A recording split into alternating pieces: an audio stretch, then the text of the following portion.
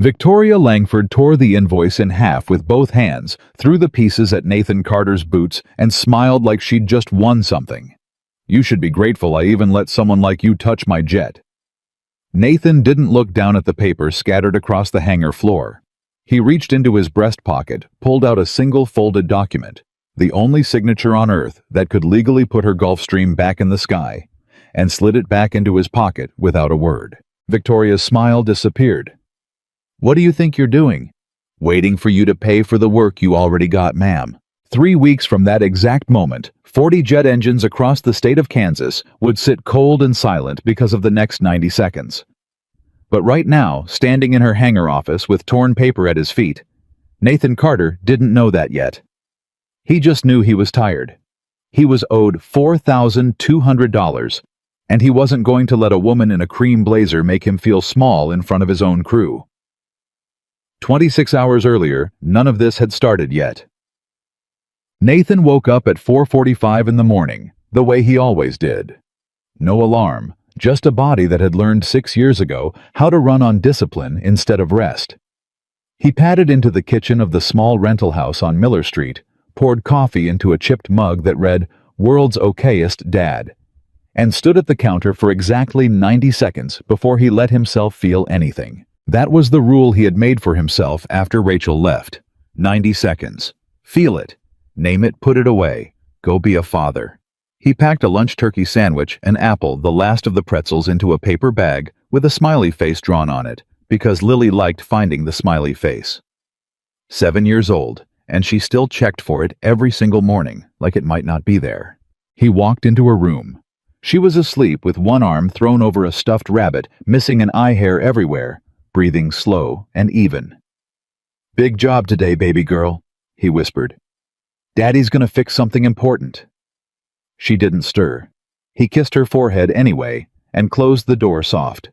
By 6:15, he was pulling his truck 15 years old, 211,000 miles, a check engine light he'd disabled himself, because he already knew what it meant and didn't need it nagging him through the gates of Cedar Ridge Regional.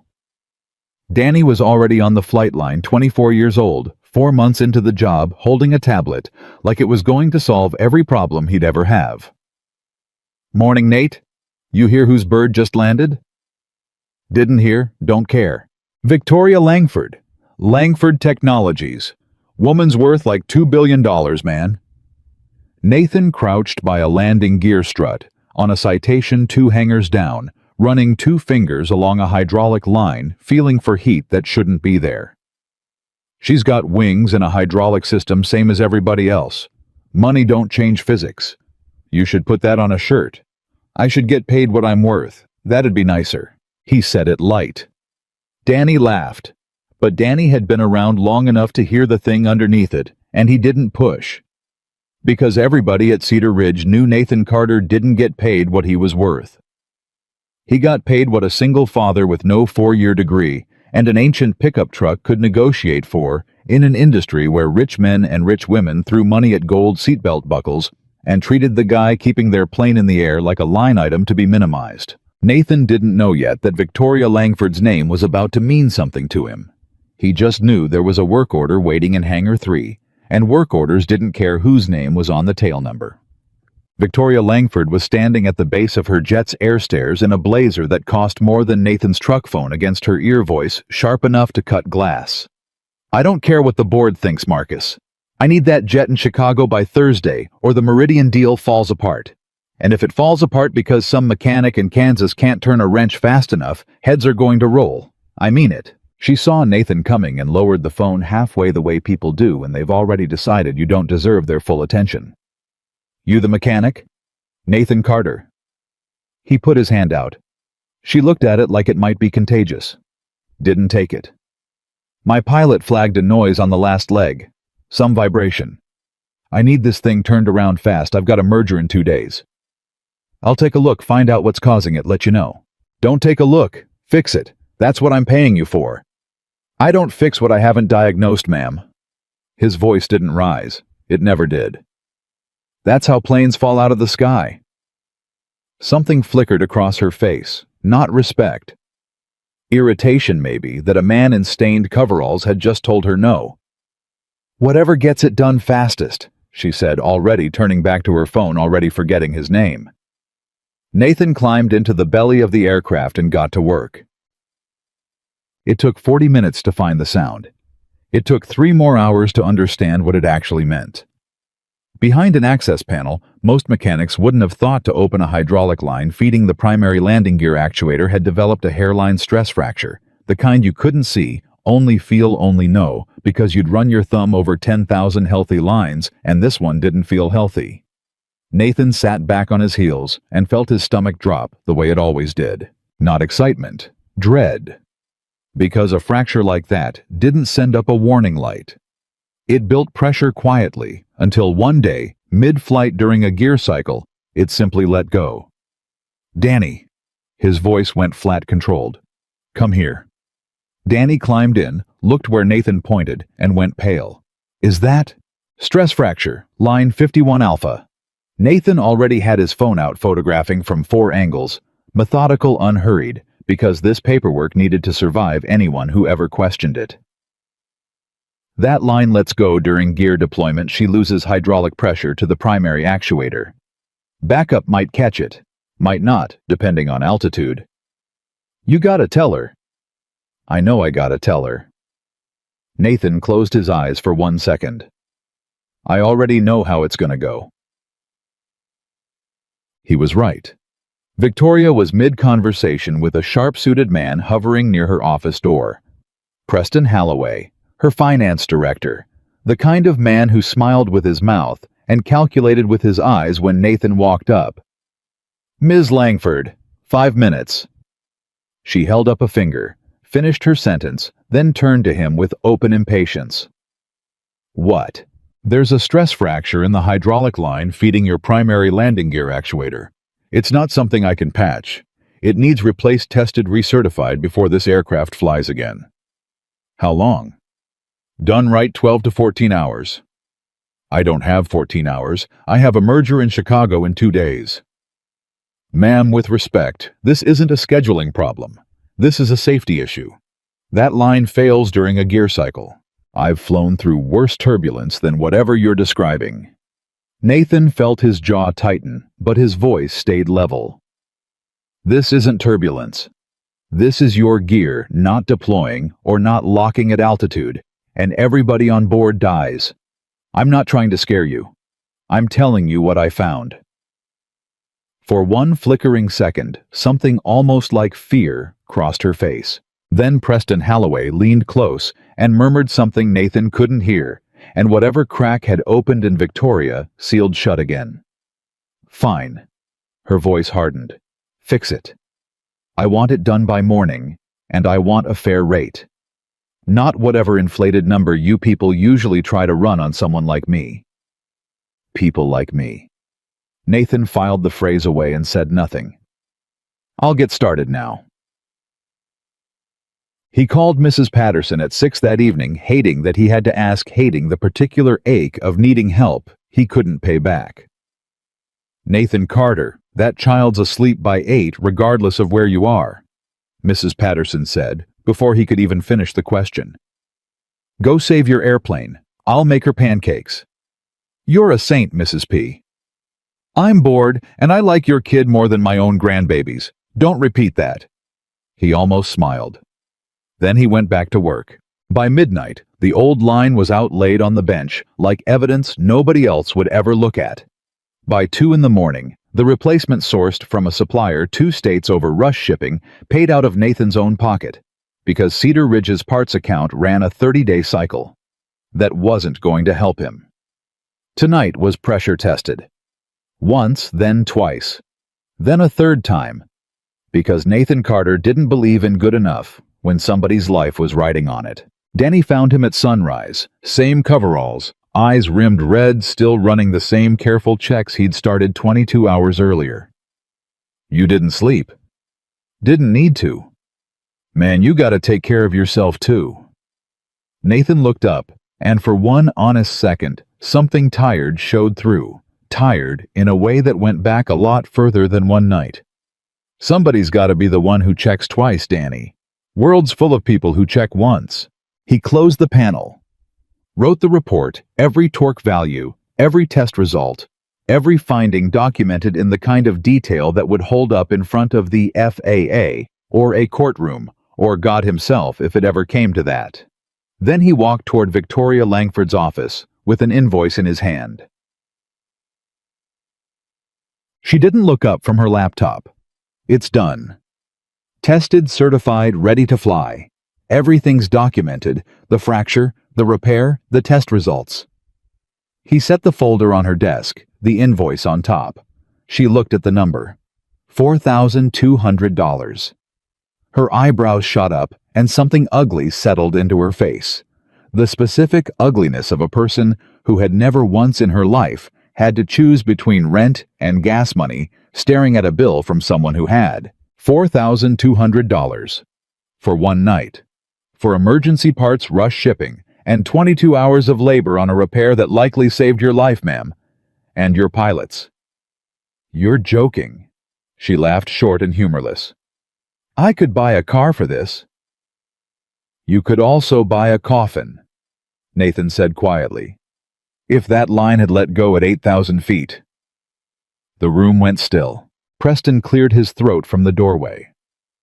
Victoria, if I may, I glanced at market rates for hydraulic line replacement. This figure seems inflated. Nathan turned to him, calm and slow. Standard replacement doesn't usually happen at 2 in the morning with parts sourced 2 states away. And I'd love to know which market rate you're comparing this to, sir, because I don't see your certification hanging anywhere in this hangar. Preston's jaw tightened. Victoria seized the opening. You know what, Nathan? She said his name like it tasted bad. I think you saw an opportunity. Rich woman, expensive jet, emergency situation. You padded this bill because you figured I wouldn't check. Check every line item you want. I don't need to check anything. She stood, walked around the desk, stopped close enough that Nathan caught the smell of her perfume over the recycled cabin air still clinging to her. I need you to understand something. Men like you fix things. That's all you're qualified to do. You don't get to charge me like a specialist. You're a mechanic.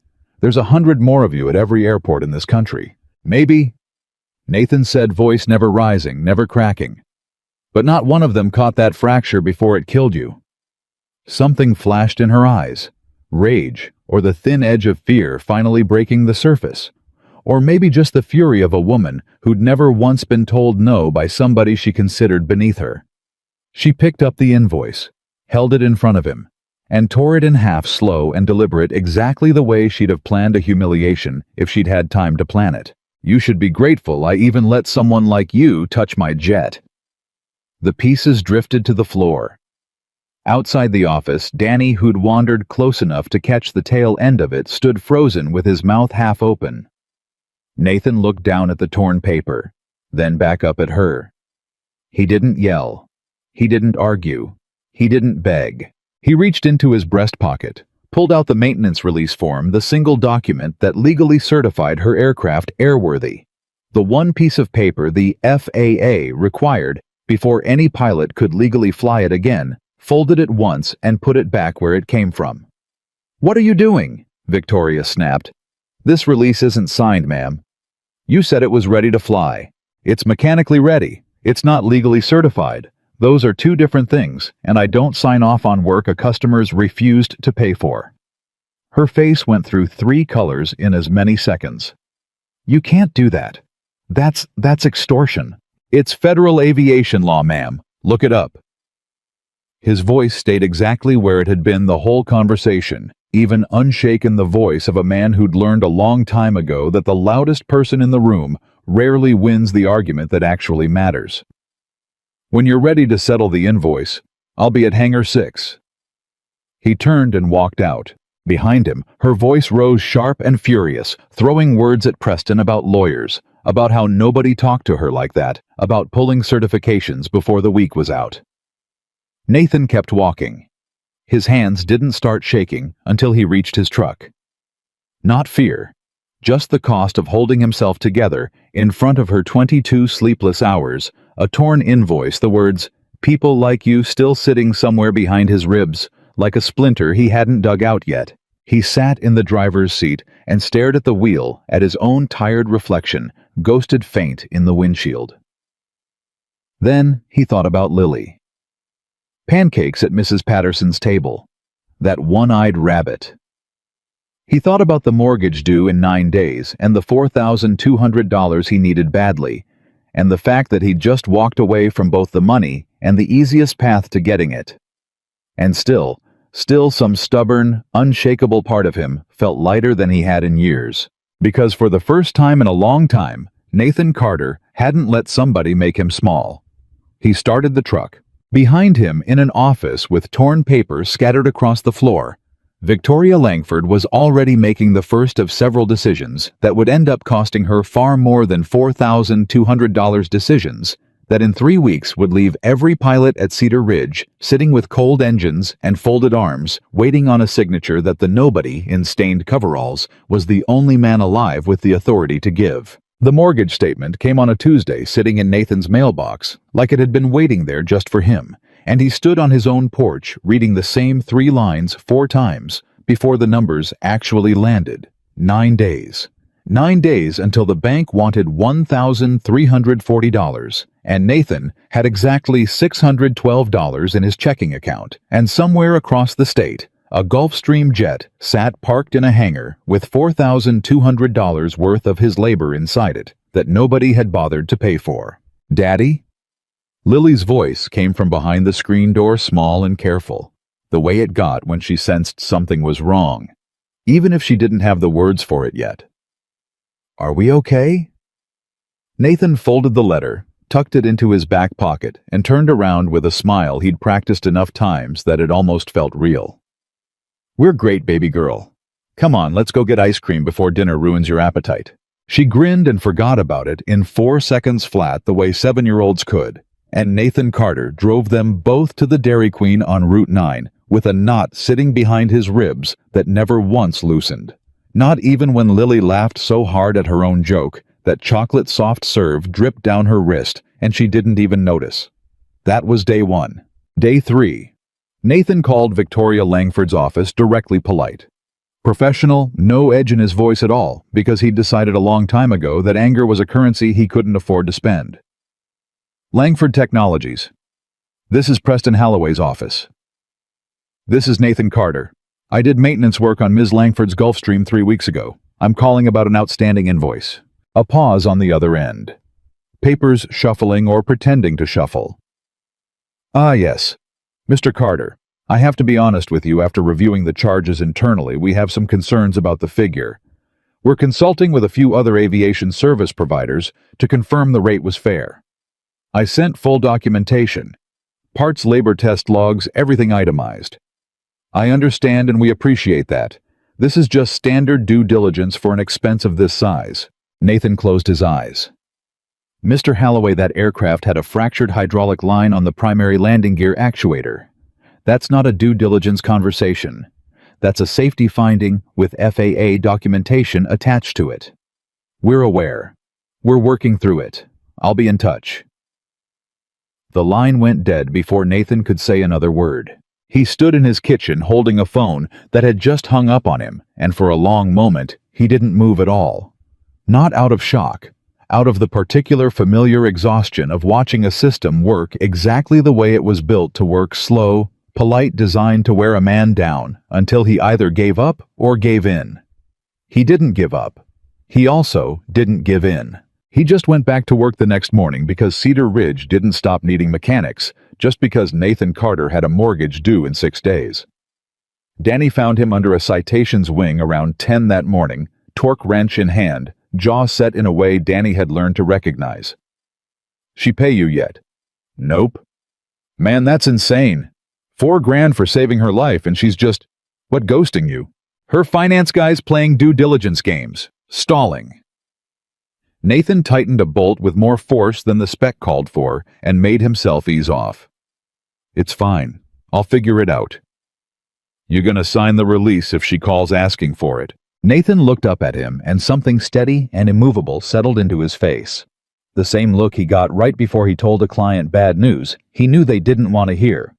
"Not until that invoice is paid. Not because I'm trying to hurt her. Because federal law says I can't legally certify an aircraft for a customer who's refused to accept and pay for the work performed on it. That's not revenge, Danny. That's just how the rule's written. Danny let out a low whistle. She's gonna lose her mind when she finds that out. He had no idea how right he was. 3 states away, in a glass office on the 41st floor of Langford Technologies' downtown headquarters, Victoria Langford was staring at a spreadsheet that made absolutely no sense to her, surrounded by the kind of tension that came from investors who had stopped being polite about their concerns. Victoria. Her board chair, a silver-haired man named Richard Voss, who'd sat on that board since the company's second funding round, spoke with the particular calm of a man delivering bad news he'd rehearsed. The Meridian people are getting nervous. You were supposed to be in Chicago face-to-face 2 weeks ago. In-person deals close. Video calls don't. Not deals this size. I know that, Richard. Then why haven't you gone? Victoria's jaw tightened. She wasn't about to admit in front of her entire board that her $300 million aircraft was sitting grounded in a hangar in Kansas because she'd refused to pay a mechanic's invoice and he'd refused to sign a piece of paper without it. Logistics, she said. It's being handled. Handle it faster. If Meridian walks, we lose the acquisition, and half our projected valuation walks with it. After the meeting, Preston Holloway caught her in the hallway, his voice pitched low, careful the way a man talks when he wants to plant something without appearing to plant it. Victoria, about the mechanic situation. What situation? Pay him. I don't care anymore, just get the jet released. That's the thing. I've been looking into it more closely, and I don't think this Carter fellow is being straight with you. $4,200 for parts and labor on a single hydraulic line. I ran the numbers past 2 other aviation maintenance shops, and they both quoted me a fraction of that. I think he saw a wealthy client and an emergency situation and decided to take advantage. It was exactly what Victoria wanted to hear, and that was precisely the problem. She didn't stop to ask herself why. So what do you suggest? I suggest we don't reward that kind of behavior. Send a formal letter disputing the charges. If he wants to escalate, let him. A single mechanic in Kansas isn't going to hire a lawyer to fight a Fortune 500 company over $4,000. He'll fold. Victoria nodded slowly, something cold and satisfied settling into her expression. Draft it. What she didn't know, what wouldn't come to light for weeks, was that Preston Holloway had a very particular reason for wanting Nathan Carter's invoice buried, disputed, delayed, anything but paid and reviewed too closely. Because a paid invoice meant a closed file. A closed file meant nobody went digging through the maintenance account it came out of. And Preston Holloway had spent the better part of 2 years making very sure nobody went digging through that account. But that thread wouldn't pull loose yet. Right now, all Victoria Langford knew was that her jet was grounded. Her merger was bleeding out by the day. And somewhere in Kansas, a man in stained coveralls was in her mind the entire reason for it. She was wrong about the reason. She just didn't know it yet. The letter arrived at Nathan's house 6 days later, the same week the mortgage was due, printed on Langford Technologies' letterhead, dense with legal language that took Nathan 3 careful readings to fully absorb. It didn't accuse him outright. It was smarter than that. It used phrases like, under review, potentially inflated, pending further verification, the kind of language designed to make a working man feel like maybe, just maybe, he actually had done something wrong. Nathan sat at his kitchen table that night after Lily was asleep, the letter under one hand, his own maintenance logs under the other, and read through every entry twice. Every torque value, every test result, every timestamp. He hadn't inflated a single line. He picked up his phone and called the one person in the aviation world he trusted enough to ask for advice without feeling like he was asking for a favor. Walt Ferris, 68 years old, retired, FAA inspector. A man who'd mentored half the mechanics at Cedar Ridge at one point or another, and still showed up most Fridays just to drink bad coffee and complain about how things used to be done right. Walt, sorry to call this late. Nathan Carter calling after 9 o'clock means something's wrong. Talk to me. Nathan explained it all, the fracture, the repair, the torn invoice, the letter, the stalling. Walt listened without interrupting once, which was rare for Walt, and when Nathan finished, there was a long quiet on the other end of the line. "You still got the release unsigned?" "In my pocket. Hasn't left it." "Good. Don't sign it. Don't let anybody talk you into signing it. Don't let a lawyer scare you into signing it. Don't let anything short of that invoice being paid in full. Get that pen anywhere near that paper. You understand me?"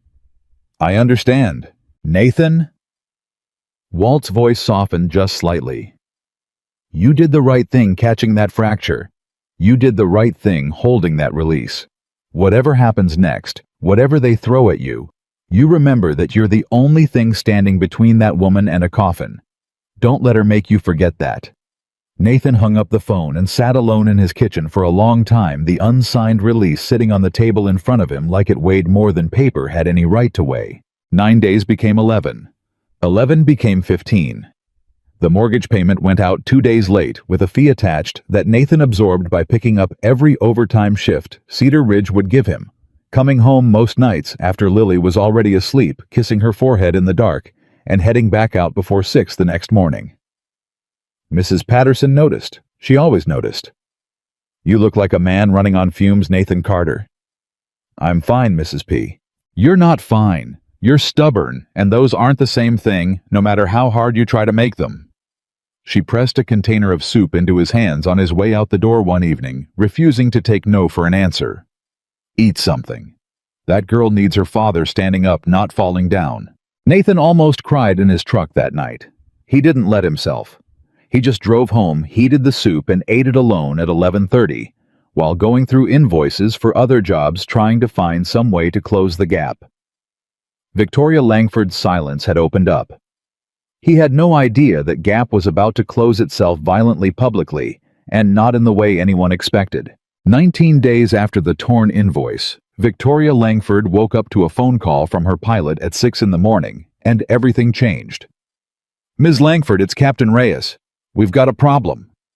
Victoria sat up in bed, instantly alert, the particular alertness of a woman who'd learned that early morning calls from her flight crew never carried good news. "What kind of problem?" "I need to fly the Gulfstream to Chicago this morning for the Meridian meeting per your instructions. I went to file the flight plan and pull the aircraft's documentation, and I found something I need to flag before we go anywhere." "What did you find?" "There's no signed maintenance release on file for the last inspection. The repair on the hydraulic line, the mechanic never certified it as airworthy." Victoria's stomach dropped. "That's impossible. He told me the work was done." "The work might be done, ma'am, but done and certified aren't the same thing. Without that signature, I am not legally permitted to fly this aircraft. I could lose my license. Passengers could be at legal and physical risk if anything goes wrong, and there's no valid certification on record. I'm sorry, but I cannot take off without it." "Then get him on the phone and get him to sign it right now." "Ma'am, from what I understand, he won't sign until the invoice is paid. And I have to tell you, I called 2 other captains this morning to see if anyone would fly it without the release, just to see what our options were. Nobody will touch it. Word's already going around." Victoria's hand tightened around the phone hard enough that her knuckles went white. "Word's going around where?" "Ma'am, this is a small community. Everybody at Cedar Ridge knows everybody, and everybody respects Nathan Carter." She hung up without another word, dressed in 11 minutes flat, and had her driver take her to Cedar Ridge with a fury building in her chest that felt for the first time in weeks like it might actually be pointed in the wrong direction. Though she wasn't ready to admit that to herself yet, she found Nathan exactly where he always was. Elbow deep in an engine compartment on a King Air 2 hangars down from her own. Danny beside him, handing over tools without being asked. Nathan Carter. He didn't jump. Didn't even look particularly surprised. He straightened up, slowly, wiped his hands on a rag, and turned to face her with the same level expression he'd worn 3 weeks earlier when she'd torn his invoice in half. "Ms. Langford, I need that release signed. Today. Right now. I have a meeting in Chicago that's already been pushed back 3 times, and I am not losing this merger because of some petty grudge you're holding over $4,000. It's not a grudge, ma'am, it's the law. Nathan's voice stayed level the way it always did, the way that seemed to infuriate her more than any raised voice ever could have. I can't legally certify an aircraft as airworthy for a customer who's disputed and refused to pay for the repair. That's not me being petty. That's federal aviation regulation. I'll pay you right now. Cash, whatever you want. Then I'll take the payment and I'll sign the release, same as I would have 3 weeks ago. Nathan reached into his pocket and pulled out the folded document still there, still waiting exactly where it had been since the moment she tore his invoice in half. It was never complicated, ma'am. It's still not. For one moment, one brief flickering moment, Victoria almost reached for her purse. Then Preston Holloway's voice echoed in her head, calm and certain. He'll fold. A mechanic in Kansas isn't going to fight a Fortune 500 company. Pride won out over pragmatism the way it so often did with Victoria Langford. You know what, I don't need to pay you anything, she snapped. I'll find another mechanic to sign off on this. I'll find another shop entirely. You're welcome to try, ma'am. But no other mechanic's going to sign a release for work they didn't perform on findings they didn't personally verify. That's not how it works. Whoever inspected it has to certify it. That's me. Then I'll have my lawyers. Your lawyers can review federal aviation regulation, same as anybody else can. Nathan's voice never rose not once through the entire exchange, and that was somehow worse for Victoria than if he'd shouted. I'm not trying to hurt you, Ms. Langford. I found a defect that would have killed you and your crew. I fixed it. I documented it. I'm asking to be paid for work I already performed. That's the whole thing. There's no conspiracy here. There's just an invoice. Around them, without either of them fully realizing it at first, a small crowd had gathered. Danny. 2 mechanics from the hangar next door. A fuel truck driver who'd stopped his vehicle entirely. And standing near the edge of it, arms crossed, watching with an expression that was equal parts curiosity and something harder to name, Captain Reyes, who'd driven straight from his own house the moment he'd heard Victoria was headed to Cedar Ridge. Ms. Langford? Reyes stepped forward, his voice calm, but absolutely unmoving. I want to be clear about something, because I don't think you fully understand the position you're putting me in. I am not going to fly that aircraft without a valid maintenance release. Not for you, not for the Meridian deal, not for any amount of pressure from your board. If something happened up there, if that repair failed, and I hadn't verified it was properly certified, I don't just lose my job. I lose my license. I potentially go to prison for negligent operation. You are asking me to risk everything I've built over 22 years of flying because you're in a dispute with your mechanic over money. This is insane, Victoria said, her voice cracking with disbelief. You're all acting like I'm asking you to fly with the wings falling off. With respect, ma'am, Reyes said quietly.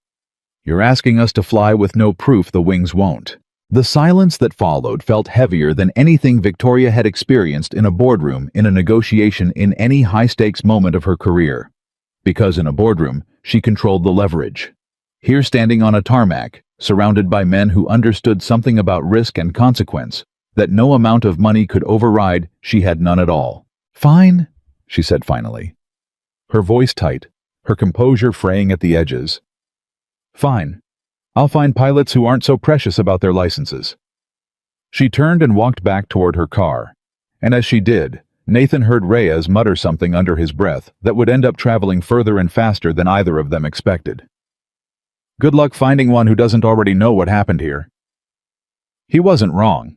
By that evening, the story had made its way through 3 different pilot group chats, a private aviation forum with several thousand members, and at least 2 corporate flight departments whose captains had personal relationships with people at Cedar Ridge. The version that spread wasn't dramatized, wasn't exaggerated, it didn't need to be. The truth alone was enough. A billionaire CEO had refused to pay a mechanic who'd caught a fatal defect, torn up his invoice, and was now trying to pressure pilots into flying an aircraft with no valid airworthiness certification. In an industry built entirely on trust. Trust between mechanics and pilots, trust between pilots and passengers, trust that the paperwork actually meant something. That story didn't need embellishment. It just needed to be heard. 2 days later, a corporate flight department in Omaha that had been in preliminary talks to service 3 of Langford Technologies' aircraft quietly withdrew their proposal, citing scheduling conflicts that had nothing to do with scheduling at all. Victoria didn't know it yet, but Nathan Carter's silence, the same silence she'd mistaken for weakness in her office 3 weeks earlier, was quietly becoming the loudest reputation in the regional aviation community. Nobody was organizing anything. Nobody was calling for a boycott.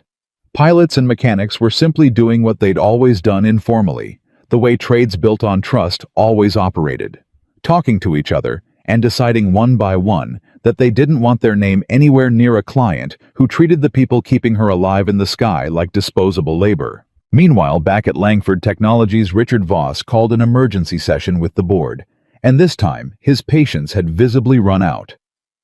"Victoria, I need you to explain to me in plain terms why our jet, the aircraft this entire executive team relies on for every major deal, is grounded because of a $4,000 invoice dispute with a mechanic. It's under control, Richard. It does not look under control. It looks like our CEO is engaged in a public standoff with a small business owner over pocket change, and the story is starting to circulate. I had a reporter from a regional business outlet call my office yesterday asking if it was true that Langford Technologies refused to pay for a repair on a life-threatening mechanical fault. Is that true?" Victoria's silence answered the question for her. "Pay the man, Victoria. Pay him today. Get the release signed, get the jet in the air, and let's move on from whatever this is before it becomes something we can't move on from." She wanted to argue. Every instinct told her to dig in to prove she couldn't be pushed around by a mechanic in coveralls or a board chairman losing his patience. But underneath the pride, something colder was starting to surface, a thin, uncomfortable thread of doubt about why Preston Halloway had pushed so hard so consistently to keep that invoice unpaid in the first place. She called him into her office that afternoon. "Preston, I want the full financial history on the maintenance account. Every invoice, every payment going back 2 years. Something crossed his face, brief, almost imperceptible, but Victoria had spent enough years in boardrooms to recognize the particular flicker of a man who'd just been asked a question he desperately didn't want to answer. "Of course," he said. "I'll have it pulled together by end of week." "I want it by tomorrow." "Victoria, that's a lot of records to compile properly. I wouldn't want to give you something incomplete." "Tomorrow, Preston?" He left her office with his composure intact, and his mind racing, and Victoria sat alone at her desk for a long time afterward, staring at nothing, turning over a question she hadn't let herself ask out loud yet. What is he so afraid of me finding? That question would take another 6 days to fully answer itself. And by the time it did, Victoria Langford's entire understanding of what had happened over the past 3 weeks, who had lied to her, who had told her the truth, and who had actually been protecting her the whole time from a hangar full of stained coveralls and quiet integrity, would be turned completely upside down. For now, though, she did the only thing that made sense, the only thing her board would accept, the only thing that might actually get her jet in the air before the Meridian deal collapsed entirely. She drove back to Cedar Ridge alone, without Preston, without lawyers, without an assistant trailing behind her with a phone pressed to her ear. Nathan was closing up Hangar 6 for the evening when he saw her car pull in, and something in his chest tightened, bracing for another round of the same fight. Instead, Victoria walked up to him with a folded check already in her hand, her expression unreadable, and for the first time since the morning she'd torn his invoice in half, she didn't look angry. She looked tired, and underneath the tired something that almost resembled shame. "I want to pay the invoice," she said quietly. "The full amount, no disputes." Nathan studied her for a long moment before he reached out and took the check. "Appreciate it, ma'am." "I'm not doing this because I think I was wrong," she added quickly, something proud and stubborn flaring back up before it could fully surrender. "I'm doing this because I need my jet in the air." Nathan almost smiled, not out of triumph, but out of something closer to weary understanding. He'd met people like her before, people who could take the first step toward doing the right thing without yet being ready to admit why they were taking it. "Whatever gets us both where we need to be," he said, and pulled the maintenance release from his pocket for what felt like the 100th time in 3 weeks. He signed it right there on the hood of his truck, the pen scratching quiet against paper in the fading evening light, and handed it over. It's certified. Your pilots can fly whenever they're ready. Victoria took the paper, looked at it for a moment, then looked back up at him. Why didn't you just fold? She asked, and there was genuine confusion in the question. The confusion of a woman who had built her entire career on the assumption that everyone eventually folded. You needed the money. I could see it. Why hold out for 3 weeks over $4,000? Nathan thought about Lily asleep in her bed with a one-eyed rabbit tucked under her arm. He thought about the mortgage payment he'd made 2 days late, about Mrs. Patterson's soup, about the unsigned release sitting in his pocket like a weight he'd carried through every sleepless, uncertain night of the past 3 weeks. Because a signature's the only thing I've got that's actually mine, ma'am, he said. Everything else in this business somebody can take from you if they've got enough money and enough lawyers. But that signature only means something if I don't sell it cheap. The day I sign off on work I wasn't paid for, or work I don't stand behind, is the day my name stops meaning anything at all to pilots, to passengers, to anybody. And once that's gone, I've got nothing left to give my daughter that's worth passing on. Victoria stood there for a long moment. The check exchanged, the release signed, and something in her expression shifted in a way Nathan hadn't seen from her before. Not defeat exactly, but the first genuine crack in an armor she'd been wearing since the moment she'd stepped off that Gulfstream 3 weeks ago. She didn't say anything else.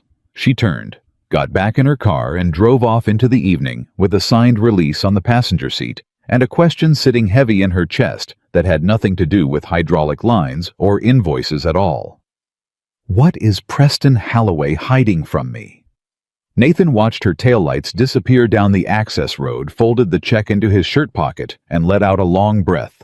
He felt like he'd been holding for 3 straight weeks. He had no idea that the check in his pocket was about to become the least important thing that happened that week, because 2 days later, when Victoria Langford finally got her hands on 2 years of maintenance account records, she was going to find something that made a torn $4,000 invoice look like the smallest problem her company had. 2 days after Nathan signed that release, Victoria Langford sat alone in her office at 11 o'clock at night with 2 years of maintenance account records spread across her desk, and the first thing she noticed wasn't a number. It was a name. Apex Aviation Services, LLC. She'd never heard of it. In 2 years of running a company that owned 4 aircraft and contracted with dozens of vendors, she'd never once heard the name Apex Aviation Services. And yet, there it was, appearing on invoice after invoice after invoice, always signed off by the same person, always approved without a second signature, always paid within 48 hours, faster than any other vendor in the entire file. Preston Holloway's signature. Every single time. Victoria pulled her laptop closer and typed the company name into a search bar, expecting a website, a fleet of service trucks, some kind of digital footprint that would match the $280,000 her company had paid this vendor over the past 18 months. Nothing came up. No website, no business listing, no reviews, no address that led to an actual hangar, no phone number that connected to a real receptionist. Just a registration filed with the state. A registration that listed a residential address in a subdivision 40 minutes outside the city, and a registered agent whose last name made Victoria's stomach turn cold. Holloway. Not Preston. A different first name. She sat back in her chair, heart pounding harder than she wanted to admit, and pulled up her phone. It took her 11 minutes of searching public records before she found what she already suspected she'd find: Apex Aviation Services, LLC, registered 2 years and 3 months ago.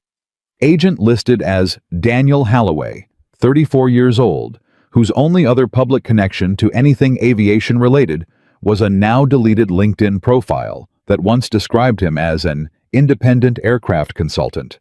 Preston Holloway's younger brother. Victoria sat completely still, staring at her screen, feeling something shift inside her chest that felt less like anger and more like the ground tilting under a building she'd assumed was solid for years. $280,000. Paid to a company that didn't appear to actually do any aviation work at all. Approved every single time by the one man in her organization she trusted most with her money. She thought about Nathan Carter's invoice sitting untouched for 3 weeks, while Preston insisted it was inflated, while he pushed her to dispute it, to dig in, to refuse. She thought about how convenient it would have been for Preston if that invoice had simply triggered a routine internal review, the kind of review that might eventually wander close enough to Apex Aviation Services to ask an uncomfortable question. He hadn't been protecting her money. He'd been protecting himself.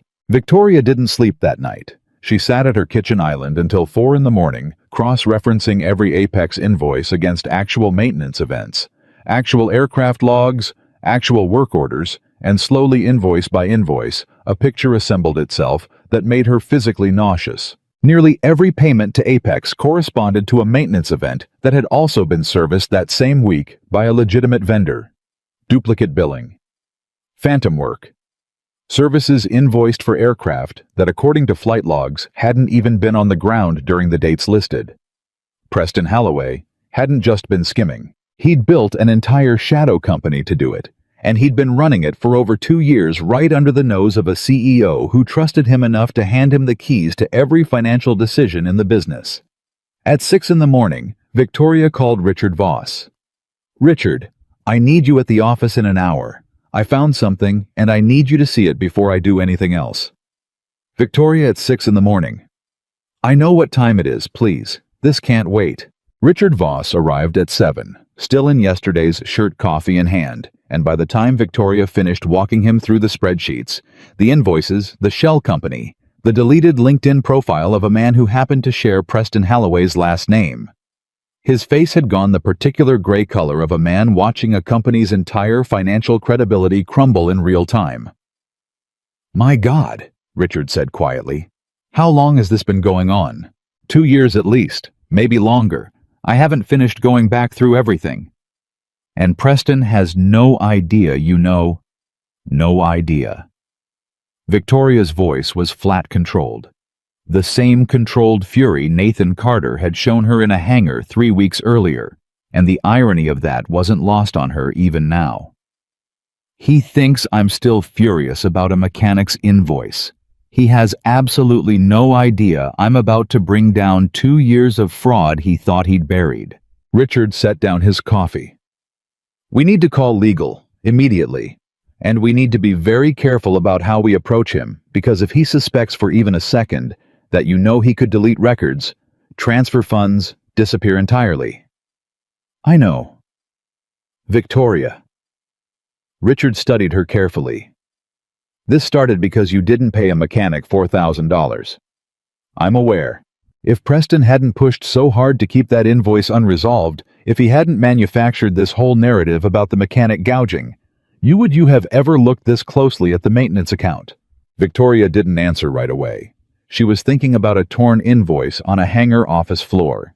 She was thinking about a man in stained coveralls who'd told her calmly, without a hint of malice, that he wasn't trying to hurt her, that he'd simply caught something dangerous and wanted to be paid for catching it. "No," she said finally. "I wouldn't have." The realization sat heavy in the room between them. And for the first time since the entire ordeal began, Victoria Langford felt something that wasn't pride, wasn't defensiveness, wasn't the reflexive certainty that had carried her through every conversation with Nathan Carter up to this point. She felt something closer to shame, because the man she'd humiliated in front of his own crew, the man she'd accused of extortion, the man whose invoice she'd literally torn in half, that same man had, without knowing it, without intending it, without a single word about anything other than a hydraulic line and a fair invoice, been the reason her company's largest financial fraud in a decade was about to be exposed. Meanwhile, back at Cedar Ridge, Nathan Carter had no idea any of this was unfolding. He was elbow deep in a Pilatus turboprop that had come in with a fuel flow issue, Danny beside him, passing wrenches, the two of them, working through a Thursday afternoon that felt for the first time in weeks almost normal. "You seem lighter," Danny said, watching Nathan work with none of the tension that had followed him around for the past month. "Check finally cleared. Cleared Monday morning. Mortgages paid, parts accounts reimbursed, everything squared away." Nathan tightened a fitting and wiped his hands. "Feels good to breathe again, I'll be honest. Told you she'd fold eventually." "She didn't fold." Nathan's voice carried no bitterness, just a kind of tired clarity. She got tired of losing pilots. That's different. He wasn't wrong, and the truth of that fact was continuing to ripple outward in ways Nathan hadn't fully tracked. Because the story of what happened at Cedar Ridge hadn't stayed at Cedar Ridge. It had traveled through pilot forums, through group chats, through the particular grapevine that connects an aviation industry built on reputation and trust, more than almost any other trade in the country. And 3 days after Victoria's check cleared, that grapevine reached somebody who didn't fly airplanes at all. Her name was Erin Castellano, a business journalist for a regional outlet that covered corporate accountability stories with more teeth than most of the national press bothered to have anymore. She'd first heard the Langford story secondhand through a source at the Omaha Flight Department that had quietly withdrawn its service proposal, and the moment she heard the details, a billionaire CEO refusing to pay a mechanic who'd caught a fatal defect pilots across multiple states, refusing to fly for her. Afterward, she knew she had something worth chasing. She called Cedar Ridge and asked for Nathan directly. Nathan almost didn't take the call. He didn't do interviews. He didn't do attention. But something about the woman's voice, direct, respectful, clearly more interested in getting the facts right than getting a dramatic quote, made him stay on the line. Mr. Carter, I want to be upfront with you. I'm working on a story about corporate accountability in private aviation, and your situation with Langford Technologies has come up from multiple independent sources. I'm not looking to sensationalize anything. I just want to understand what actually happened from you directly. Nathan was quiet for a moment. I found a defect. I fixed it. I sent an invoice. She refused to pay it and insulted me on top of it. I didn't sign the release until she paid. That's the whole story, ma'am. There's no drama in it beyond that. Some might call refusing to sign that release leverage, even blackmail, the way I understand Ms. Langford characterized it initially. It's not leverage. Nathan's voice stayed calm, but there was iron underneath it. It's the law. A mechanic can't legally certify an aircraft as airworthy for a customer who's disputed and refused the payment for the work performed. I didn't invent that rule to punish her. I followed a rule that exists because passengers deserve to know the person who signed off on their airplane actually stood behind the work. Didn't just say yes to make somebody happy or make a problem go away. Erin was quiet for a moment, and Nathan could hear something shift in her tone when she spoke again. Less journalist, more genuinely curious. Why does that matter so much to you? A lot of mechanics in your position would have just signed it taken. Whatever she offered avoided the headache. Nathan thought about it honestly before he answered. I've got a 7-year-old daughter, ma'am. Someday she's going to understand what her father does for a living, and I need her to be able to look at that and know it means something. Not that I bent whenever somebody with money pushed hard enough. That my name on a piece of paper means the work behind it is real every single time, no exceptions. That's not something money can buy off me. It's the only thing in this whole business that's actually mine. The article ran 4 days later under the headline, "The Mechanic Who Grounded a Billionaire's Fleet and Why He'd Do It Again." And within 24 hours, it had been picked up by 2 national aviation publications and shared across enough platforms that Nathan Carter, a man who'd spent 15 years quietly turning wrenches in Kansas without a single ounce of public attention, suddenly found himself fielding calls from people he'd never met. Some were journalists wanting follow-up interviews, which Nathan mostly declined. Some were mechanics from other states writing to say they'd had their own version of Victoria Langford at some point in their careers and had never had the courage or the standing to hold their ground the way Nathan had. A few were corporate flight departments cautiously reaching out to ask if Nathan might be interested in consulting work, a level of professional interest that 3 weeks earlier would have seemed impossible for a mechanic with no letters after his name. But the call that actually stopped Nathan cold came on a Friday evening, just as he was closing up the hangar, Lily's booster seat already buckled into the truck, dinner plans already half formed in his head. "Mr. Carter, this is Walter Bingham. I'm an attorney representing several current and former shareholders of Langford Technologies." Nathan's stomach tightened instinctively. "I already got paid, sir.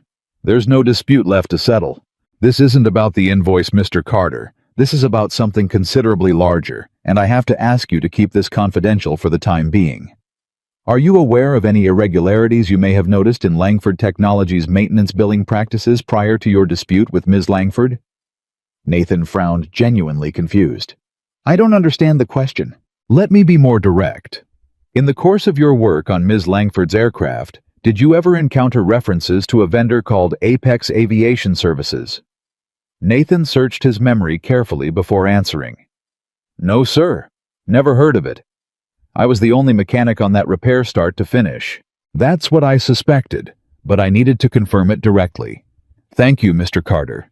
I may need to reach out again in the coming weeks, but for now I appreciate your time, and for whatever it's worth, the company owes you a debt considerably larger than $4,000. The call ended before Nathan could ask what any of that meant, and he stood in the hangar doorway for a long moment, Lily's voice calling faintly from the truck, asking if they could get chicken nuggets, and a strange, unplaceable feeling settling into his chest that something much bigger than his own invoice had been set in motion, and he didn't yet understand what it was. He didn't have to wait long to find out. Back in the Langford Technologies boardroom, the confrontation Victoria had been dreading for 6 days finally arrived, and it came apart faster and uglier than she'd prepared for. She'd called Preston into her office alone. No board members, no witnesses wanting to give him, despite everything, despite 2 years of documented fraud. One chance to explain himself before the lawyers took over entirely. Preston, I want to talk about Apex Aviation Services. His face didn't change immediately. That was the thing that struck her most, even in the moment, how practiced his composure was, how many times he must have rehearsed exactly this scenario in his head. What about them? They're registered to your brother. $280,000 in payments over 18 months for maintenance work that, as far as I can tell, was never actually performed. Duplicate billing on services already completed by legitimate vendors. Invoices for work on aircraft that flight logs show weren't even on the ground during the dates listed. Victoria's voice stayed level, controlled the same controlled fury she'd learned without realizing it from watching a mechanic refuse to raise his voice at her 3 weeks earlier. I want to hear your explanation, Preston, right now. For a long moment he said nothing at all. Then something in his face simply gave way, the mask dropping so completely and so suddenly that Victoria almost didn't recognize the man underneath it. Victoria, I can explain. Then explain. It started small. A single invoice 2 years ago when Daniel was between jobs and needed help. I told myself it was temporary. Then it wasn't temporary. And once you start something like that, there's no clean way to stop it without everything unraveling at once. His voice cracked, and for a moment, Victoria almost felt something like pity. I never meant for it to become what it became. $280,000 isn't a mistake that happens by accident, Preston. That's a decision you made over and over for 2 years. I know that. His composure cracked further, something desperate creeping into his voice now. Victoria, please, if this comes out publicly, I lose everything. My career, my reputation possibly, my freedom. I'm asking you, I'm begging you, let me resign quietly. Let me pay it back over time. We don't need to involve the authorities. We don't need a scandal on top of everything else. This company's already dealing with. You blocked Nathan Carter's invoice for 3 weeks. Victoria's voice cut through his pleading flat and cold. You told me he was gouging me. You pushed me to dig in to fight him to refuse payment on a repair that saved my life all so I wouldn't look too closely at the maintenance account and find exactly what I just found, didn't you? Preston's silence answered the question completely. You used me, Victoria continued, something raw finally breaking through her own composure. You used my ego, my pride, everything you knew about how I react when I feel like someone's trying to take advantage of me. You weaponized all of it deliberately to protect yourself. And in the process, you nearly got me killed. Because if that fracture had failed, and Nathan Carter hadn't caught it, none of us would be having this conversation right now. Victoria. Get out of my office, Preston. Legal will be in touch, and so I imagine will the authorities.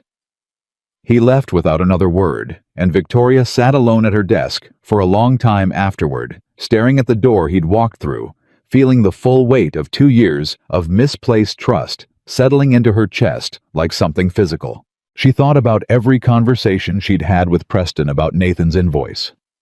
Every carefully placed comment about inflated rates and market comparisons, and men like him seeing an opportunity. Every single one of those comments had been designed deliberately to keep her angry at the wrong person, while the actual threat to her company sat quietly embedded in her own finance department, protected by nothing more than her own trust and her own unwillingness to look closely at a man she'd never had reason to doubt. Nathan Carter had never lied to her once.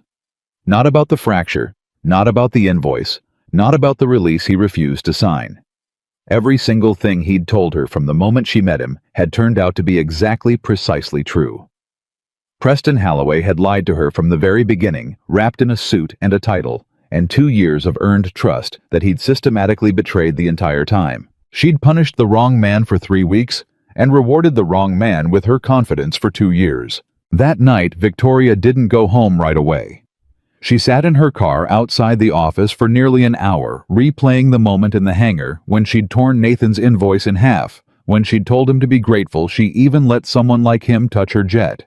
And for the first time since that morning, she let herself actually feel the full weight of what those words had meant, not just to her pride, but to a man standing in front of her, who'd spent 22 sleepless hours saving her life and gotten insulted for his trouble. She thought about the mortgage payment she'd learned about later through Aaron Castellano's article, the one that had gone out 2 days late because Nathan Carter had been carrying her repair costs out of his own pocket, while she disputed a bill she'd never had any legitimate reason to dispute. She thought about a 7-year-old girl with a one-eyed stuffed rabbit, a detail the article had mentioned only briefly, and how close that little girl had come to needing her father to make an impossible choice between his integrity and her security. A choice Nathan had refused to make, holding both, refusing to sacrifice either one, even when it would have been so much easier. Victoria Langford had spent her entire adult life believing that authority came from money, from titles, from the ability to make other people bend to her convenience. She was beginning to understand slowly and painfully that she had just watched the exact opposite proven true. That real authority, the kind that couldn't be bought or intimidated or torn in half and thrown on a floor, belonged to a mechanic in stained coveralls who'd simply refused to let anyone, no matter how much power they held, talk him out of what he knew was right. The federal investigation into Preston Holloway's fraud opened formally 11 days later, triggered by Langford Technologies' own voluntary disclosure, a decision Victoria pushed through the board over the objections of 2 members who wanted to handle it quietly internally, without the public exposure. She'd insisted. She told Richard Voss in the same boardroom where he'd once pressed her to explain why her jet was grounded that she wasn't interested in protecting the company's image at the cost of doing the right thing, not anymore, not after everything the past month had taught her. Preston Holloway was arrested on a Tuesday morning quietly without cameras, without the spectacle Victoria had half expected. Wire fraud, embezzlement, falsification of corporate records. The charges would take months to fully work through the courts, but the outcome was never seriously in doubt once the paper trail was laid out in full. His brother Daniel was named as a co-conspirator in the same filing. Nathan heard about the arrest from Danny, who'd seen it mentioned in a follow-up article referencing the original piece about Cedar Ridge. "Man, you see this." Danny slid his phone across the workbench, and Nathan read the headline twice before it fully registered. Langford, Technologies Finance Director, arrested in multi-million-dollar fraud scheme. Discovery traced to internal review. Prompted by maintenance invoice dispute. Nathan set the phone down slowly. Something complicated moving through his chest. Not triumph, not vindication. Something quieter and heavier than either of those. "She was fighting the wrong guy the whole time," he said mostly to himself. "She was fighting you for 3 weeks over $4,000, while her own finance director was stealing hundreds of thousands right under her nose." Danny shook his head. "Wild. It's not wild, Danny. It's just what happens when somebody trusts the wrong voice in the room." Nathan picked up his wrench, turned back to the engine in front of him, and tried to let the whole thing settle into something manageable. Doesn't feel like a win to me. Feels like a woman who almost got played twice, once by a guy who wanted her money, once by her own pride. He wasn't wrong. And 3 days later, Victoria Langford proved she understood exactly the same thing, in a way that would set the final piece of this entire story into motion. She called Cedar Ridge that Thursday afternoon, not to speak to Nathan directly, but to ask the front office whether Mr. Carter would be available the following morning. No explanation given. No details offered. Just a simple, quiet request that felt entirely unlike the woman who'd once stormed onto that tarmac, demanding a signature she hadn't yet earned. Nathan got the message from Danny that evening, delivered with the particular caution of a man who suspected something significant was about to happen and didn't quite know how to say it. She wants to come see you, tomorrow morning. Didn't say why. Nathan stood in his hangar for a long moment, thinking about torn invoices and unsigned releases, and a phrase that had followed him through 3 of the hardest weeks of his professional life. Be grateful. I even let someone like you touch my jet, and wondered with a mixture of caution and something he couldn't quite name what exactly Victoria Langford intended to say to him now that the truth of everything had finally caught up with her. He had no way of knowing that when she walked into his hangar the next morning, she wouldn't be bringing lawyers or assistants or security or anything at all except a company check, a folder of documents, and the first genuinely honest words she'd spoken to him since the moment they'd met. Words that were about to change the entire direction of Nathan Carter's life and force an entire industry, watching from the sidelines, to reconsider everything they thought they understood about who actually deserved respect at Cedar Ridge Regional. Nathan Carter didn't sleep well the night before Victoria Langford was supposed to walk back into his hangar, and he wasn't entirely sure why. He'd faced her twice already, once when she tore his invoice in half. Once, when she stood on the tarmac accusing him of holding her hostage over $4,000. Both times he'd stayed calm. Both times he'd walked away with his dignity intact and hers considerably dented. There was no reason a third meeting should feel any different, except it did. Because this time, according to Danny's message, she wasn't coming to fight.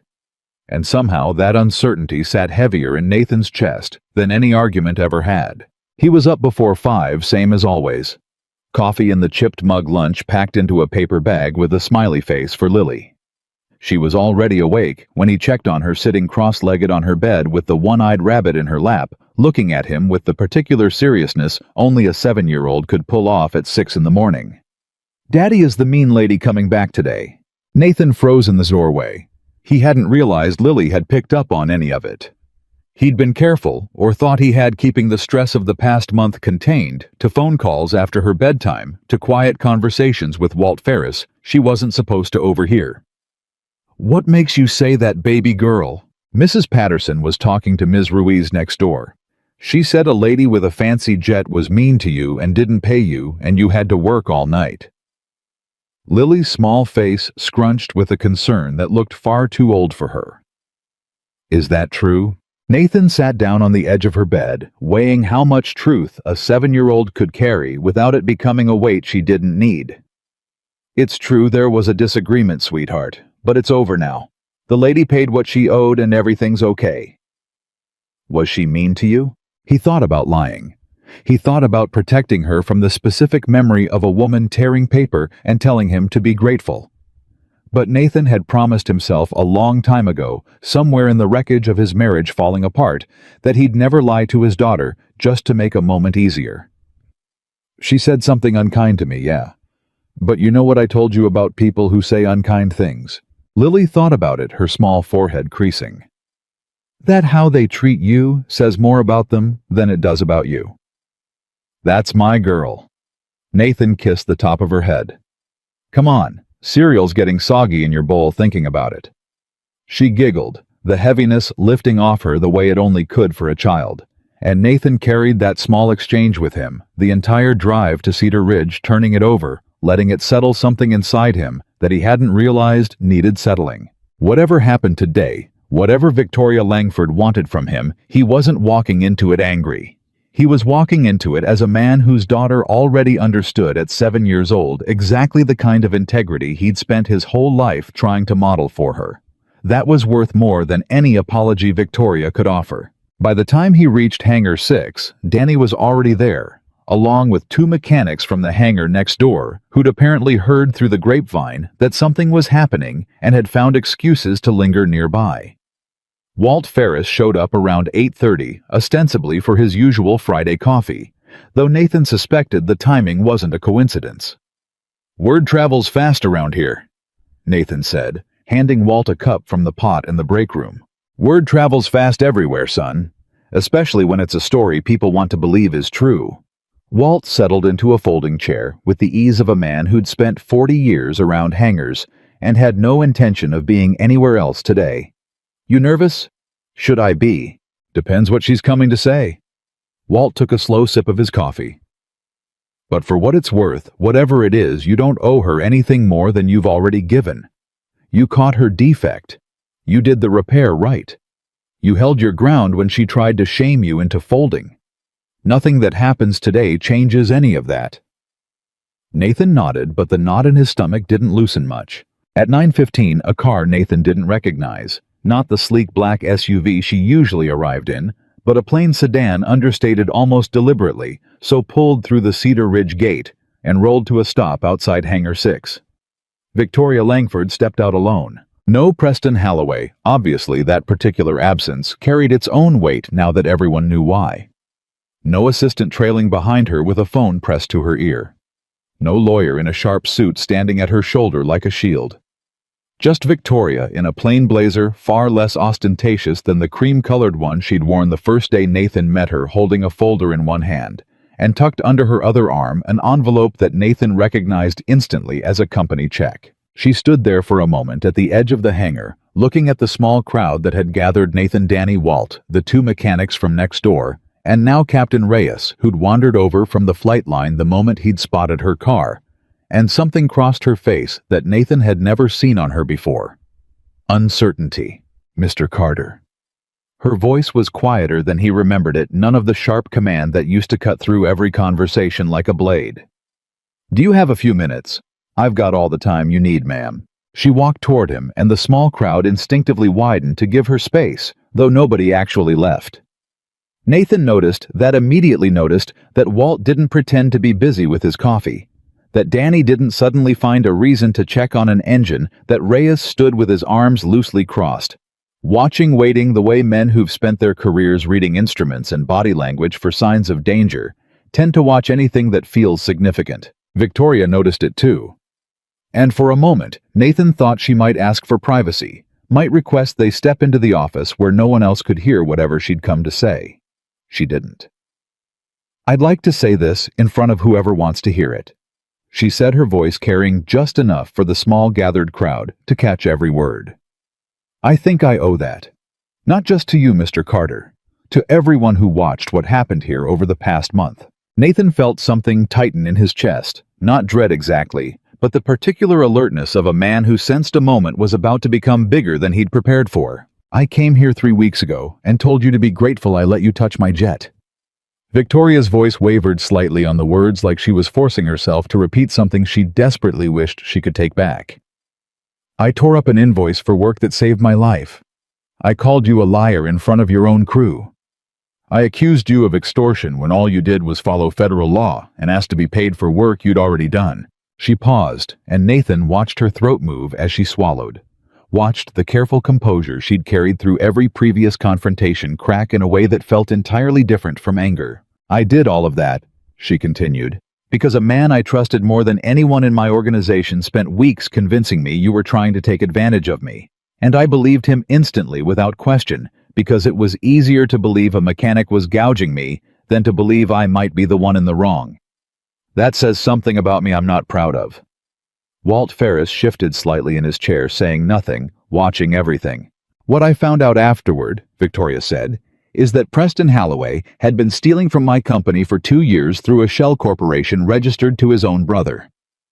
$280,000 in fraudulent invoices, and he pushed so hard to keep your invoice disputed, unresolved, controversial, Because a paid closed file doesn't get audited. An open dispute does. He needed me angry at you so I wouldn't look too closely at him." A murmur moved through the small crowd. Danny's eyebrows shot up. He clearly hadn't put that particular piece together yet, even having seen the arrest headline days earlier. Preston Holloway is currently facing federal charges for wire fraud and embezzlement. Victoria continued. And the only reason any of that came to light is because I finally got frustrated enough after your pilots refused to fly my aircraft to demand the full financial records myself. If you hadn't held your ground, Mr. Carter, if you'd folded the way Preston assured me you would, I never would have looked.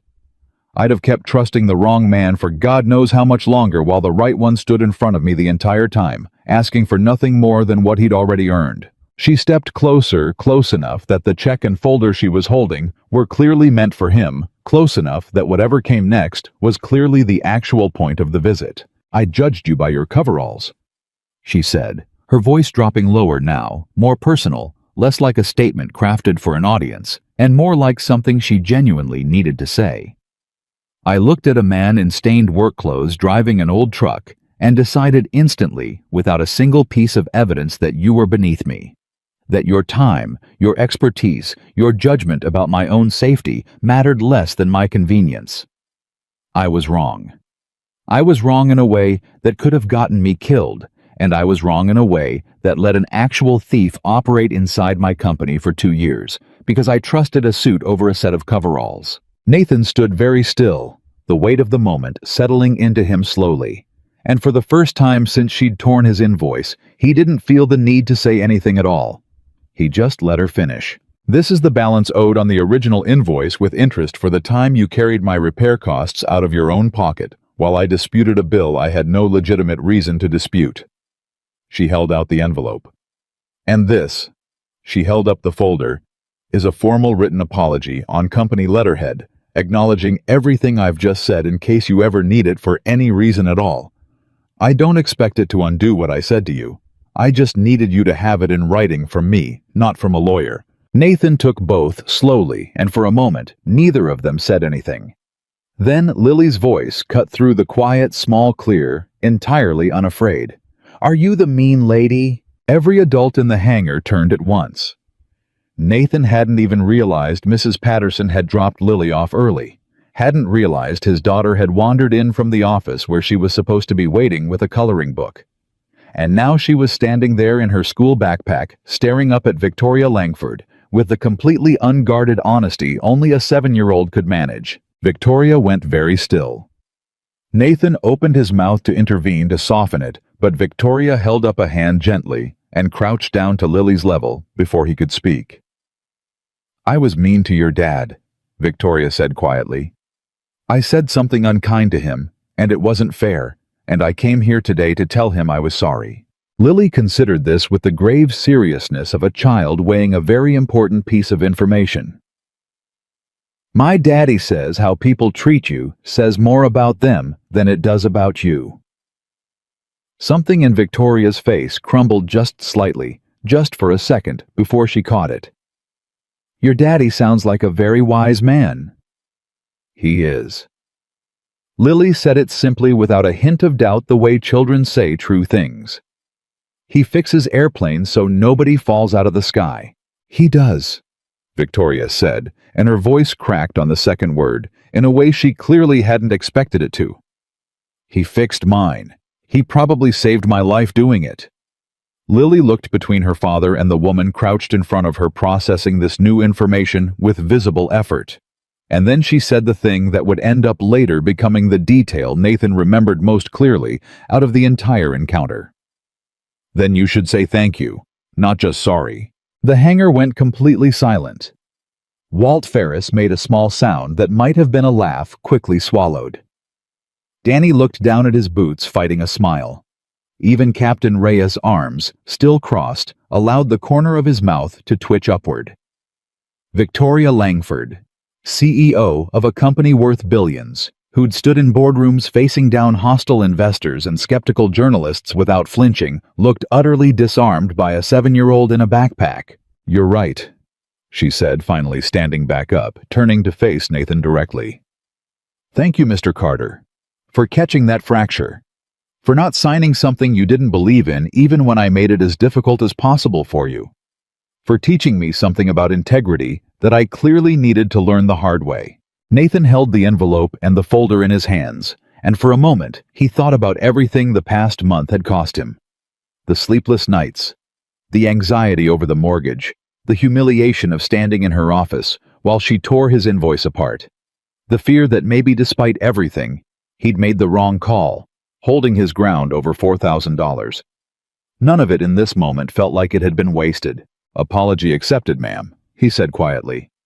"For what it's worth, I never wanted to hurt your company. I just wanted to be treated like the work I do actually matters. That's all this was ever about. I understand that now."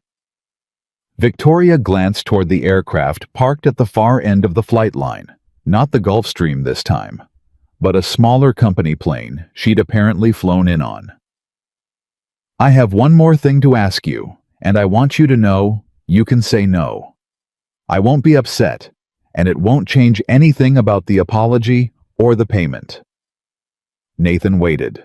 "I need a director of flight safety for Langford Technologies, someone who oversees maintenance standards across our entire fleet, not just approves repairs, but has real authority to ground aircraft, delay flights, override financial pressure from anyone in the company, including me, if safety is on the line. I want that person to be you." The offer landed in the hangar like something physical, and Nathan felt every eye in the small crowd turn toward him at once. "Ma'am, I appreciate that I do, but I'm a mechanic. I don't have the kind of credentials that usually come with a director title. You have 15 years of hands-on experience, a spotless FAA record, and you just demonstrated in front of half this airfield that you cannot be pressured, bribed, or intimidated into signing off on something you don't believe is safe. That's not a credential you can put on paper, Mr. Carter. That's the exact quality I need running safety oversight for a fleet of aircraft carrying my employees and my executives every single week. I'll pay for whatever additional certifications the role requires. I just need someone in that seat I can actually trust." Nathan looked at Walt almost instinctively, the way a man looks toward someone whose judgment he's leaned on for years. Walt gave the smallest of nods, nothing more. "Can I think about it?" Nathan asked. "Take whatever time you need." Victoria's voice was steady, now the CEO composure returning, though gentler than it had been before. "I'm not offering this out of guilt if that's what you're worried about. I'm offering it because after everything that's happened, you're genuinely the best person for the job. I'd be a fool not to ask." She turned to leave, then stopped, glancing back one more time. "For what it's worth, Mr. Carter, the pilots who refused to fly for me over the past few weeks, the ones who wouldn't touch my aircraft without your signature, I understand now why they did that. I used to think loyalty like that had to be bought. I'm starting to understand it can't be. It has to be earned the way you earned it, one honest repair at a time." She walked back to her car, and the hangar remained quiet for a long moment after she'd gone, everyone processing what they'd just witnessed in their own way. Danny was the first to break the silence. "Director of Flight Safety. Man, you gonna take it?"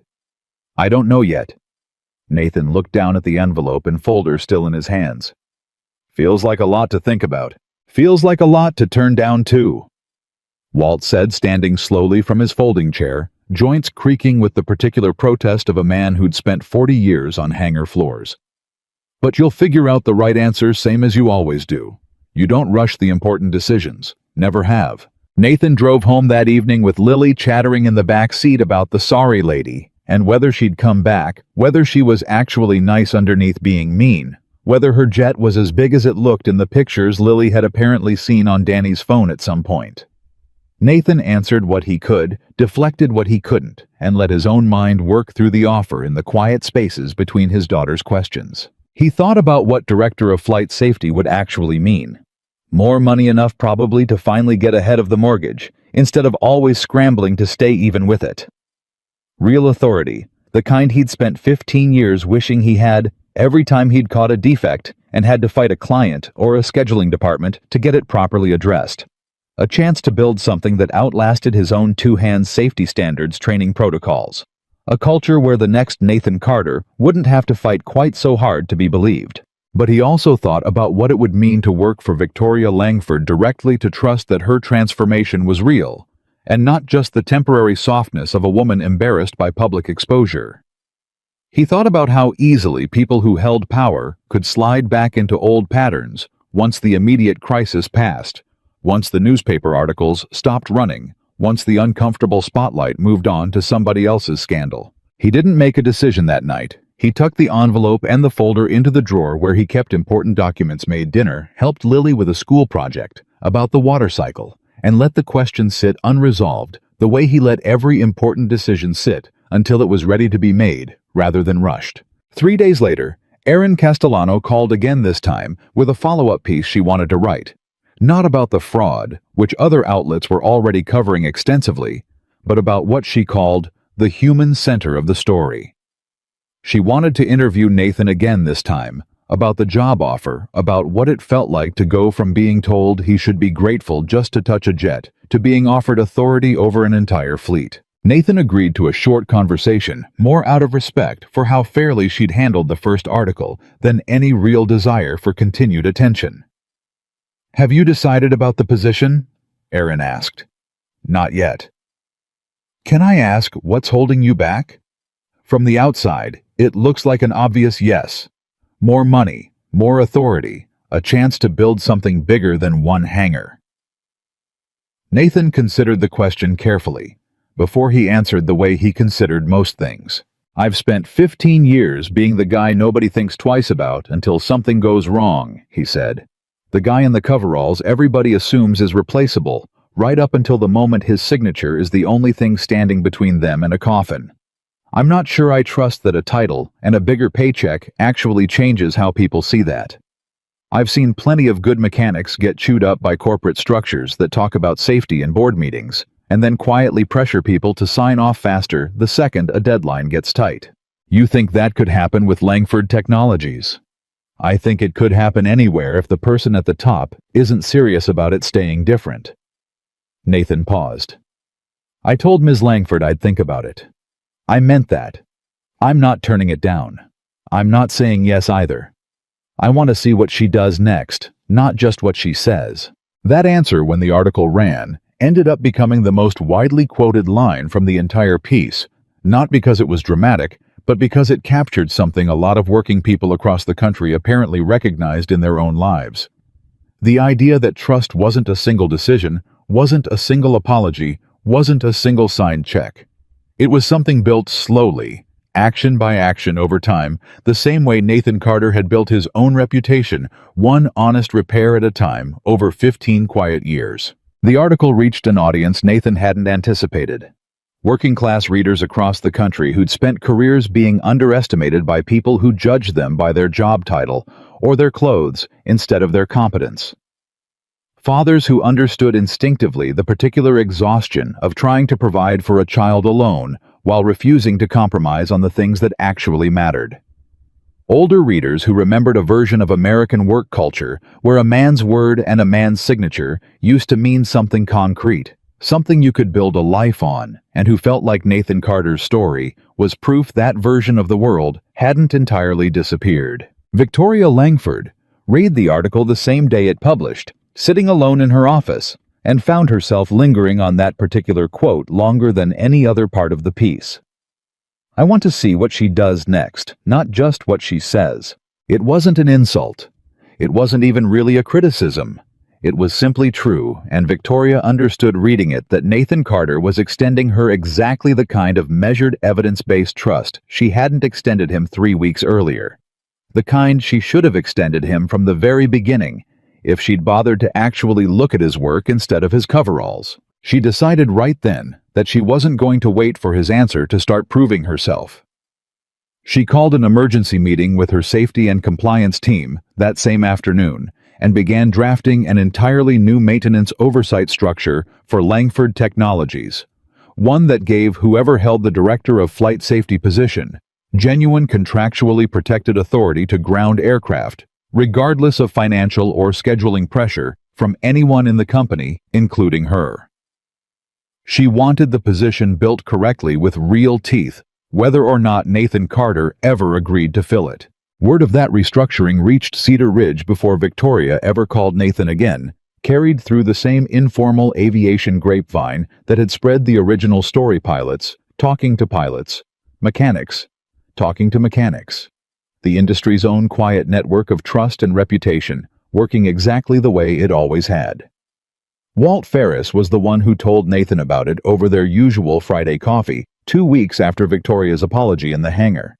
Heard she's rewriting her whole maintenance oversight policy, giving the safety director real authority ground any aircraft, override any executive no exceptions written right into the contract. Walt took a slow sip of his coffee, watching Nathan's reaction carefully. Didn't even wait for your answer before she started building it. Nathan sat with that information for a long moment, turning it over the way he turned over everything important. That's different, he said finally. Different how? Different because talk's easy. Anybody can apologize in front of a crowd, especially once a journalist's already writing the story. But rewriting your whole company's policy before you even know if I'm going to take the job. Nathan shook his head slowly. That's not somebody performing for an audience anymore. That's somebody actually trying to change something. Walt smiled into his coffee cup, the particular satisfied smile of a man watching a lesson land exactly where he'd hoped it would. So what are you going to tell her? Nathan looked out across the flight line toward the hangar, where a month earlier, a woman had torn his invoice in half and told him to be grateful she even let him touch her jet, and thought about how far that moment had traveled since how it had exposed a fraud, grounded a fleet, made national headlines, and somehow improbably arrived here at an offer that could change the entire trajectory of his daughter's future. I'm going to tell her yes, he said. But on my terms. Not because I feel sorry for her and not because I'm grateful for the opportunity either. Because I've watched what she's actually doing, not just what she's saying, and for the first time since I met that woman, the two finally match up. He didn't call her that day, or even that week. He waited the way he waited for everything important, letting the decision settle fully into certainty before he acted on it. But when he finally did pick up the phone to call Victoria Langford's office and accept the position, he had no idea that the condition he was about to attach to his acceptance, a single sentence spoken plainly, without any attempt at drama, would end up becoming the most quoted line in the entire story.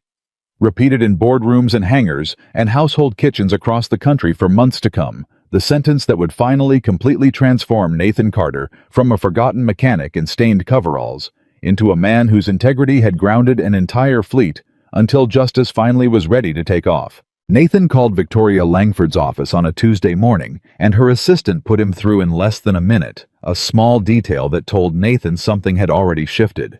Because 3 months ago, a man in stained coveralls wouldn't have gotten past the front desk without an appointment scheduled 2 weeks out. Mr. Carter?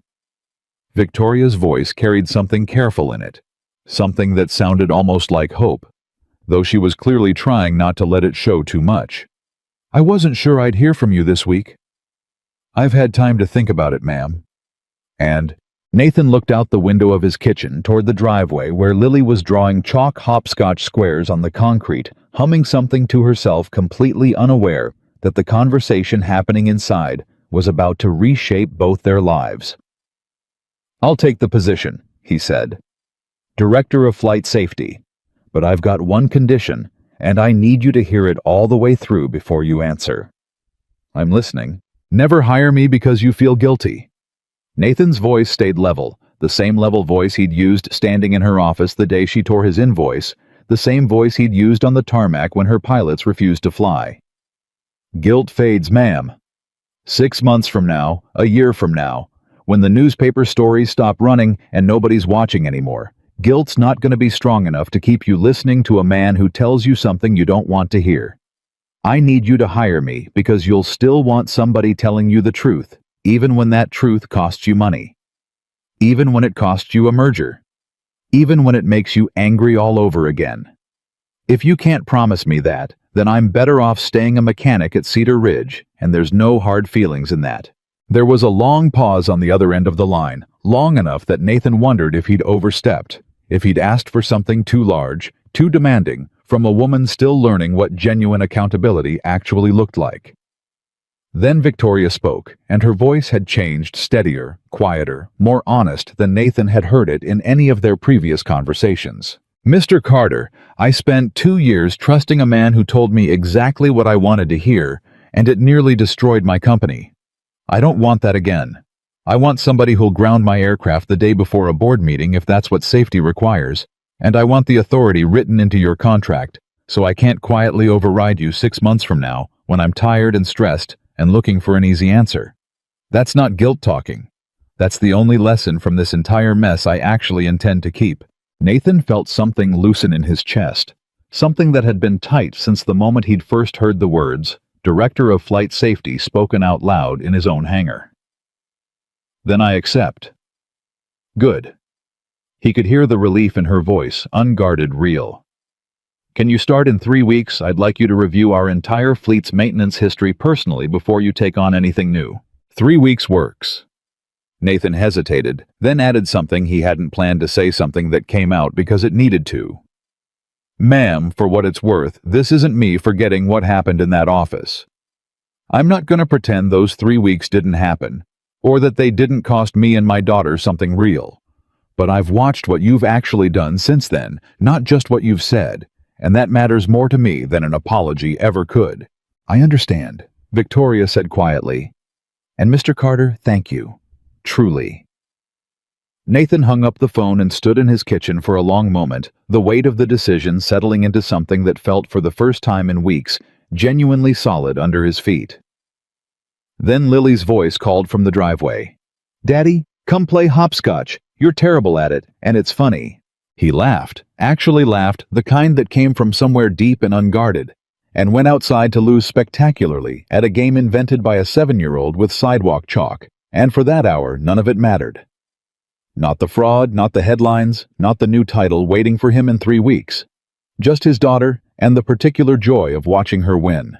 The news of Nathan's appointment broke 2 days later, first through the same aviation circles that had carried the original story, then through Aaron Castellano's follow-up piece, which ran under a headline that made Walt Ferris laugh out loud when he read it over his Friday coffee. From torn invoice to Director of Flight Safety, the mechanic who refused to fold. Bet Victoria Langford never imagined she'd be writing you into her org chart 3 months back, Walt said, sliding his phone across the workbench. Bet she never imagined a lot of things 3 months back. Nathan kept working on the engine in front of him, unwilling to let the attention slow down the job in front of him. "This doesn't change anything today, Walt. I've still got a Pilatus that needs its fuel system looked at before noon. That's exactly why you're the right man for the job, son." Walt smiled into his coffee. "You could have walked in here this morning acting like some kind of celebrity. Instead, you're under an engine, same as every other Friday. That's the whole reason this worked out the way it did." He wasn't wrong, and over the following 3 weeks, as Nathan wrapped up his final jobs at Cedar Ridge and prepared to transition into a role that would put him in charge of maintenance oversight for an entire corporate fleet.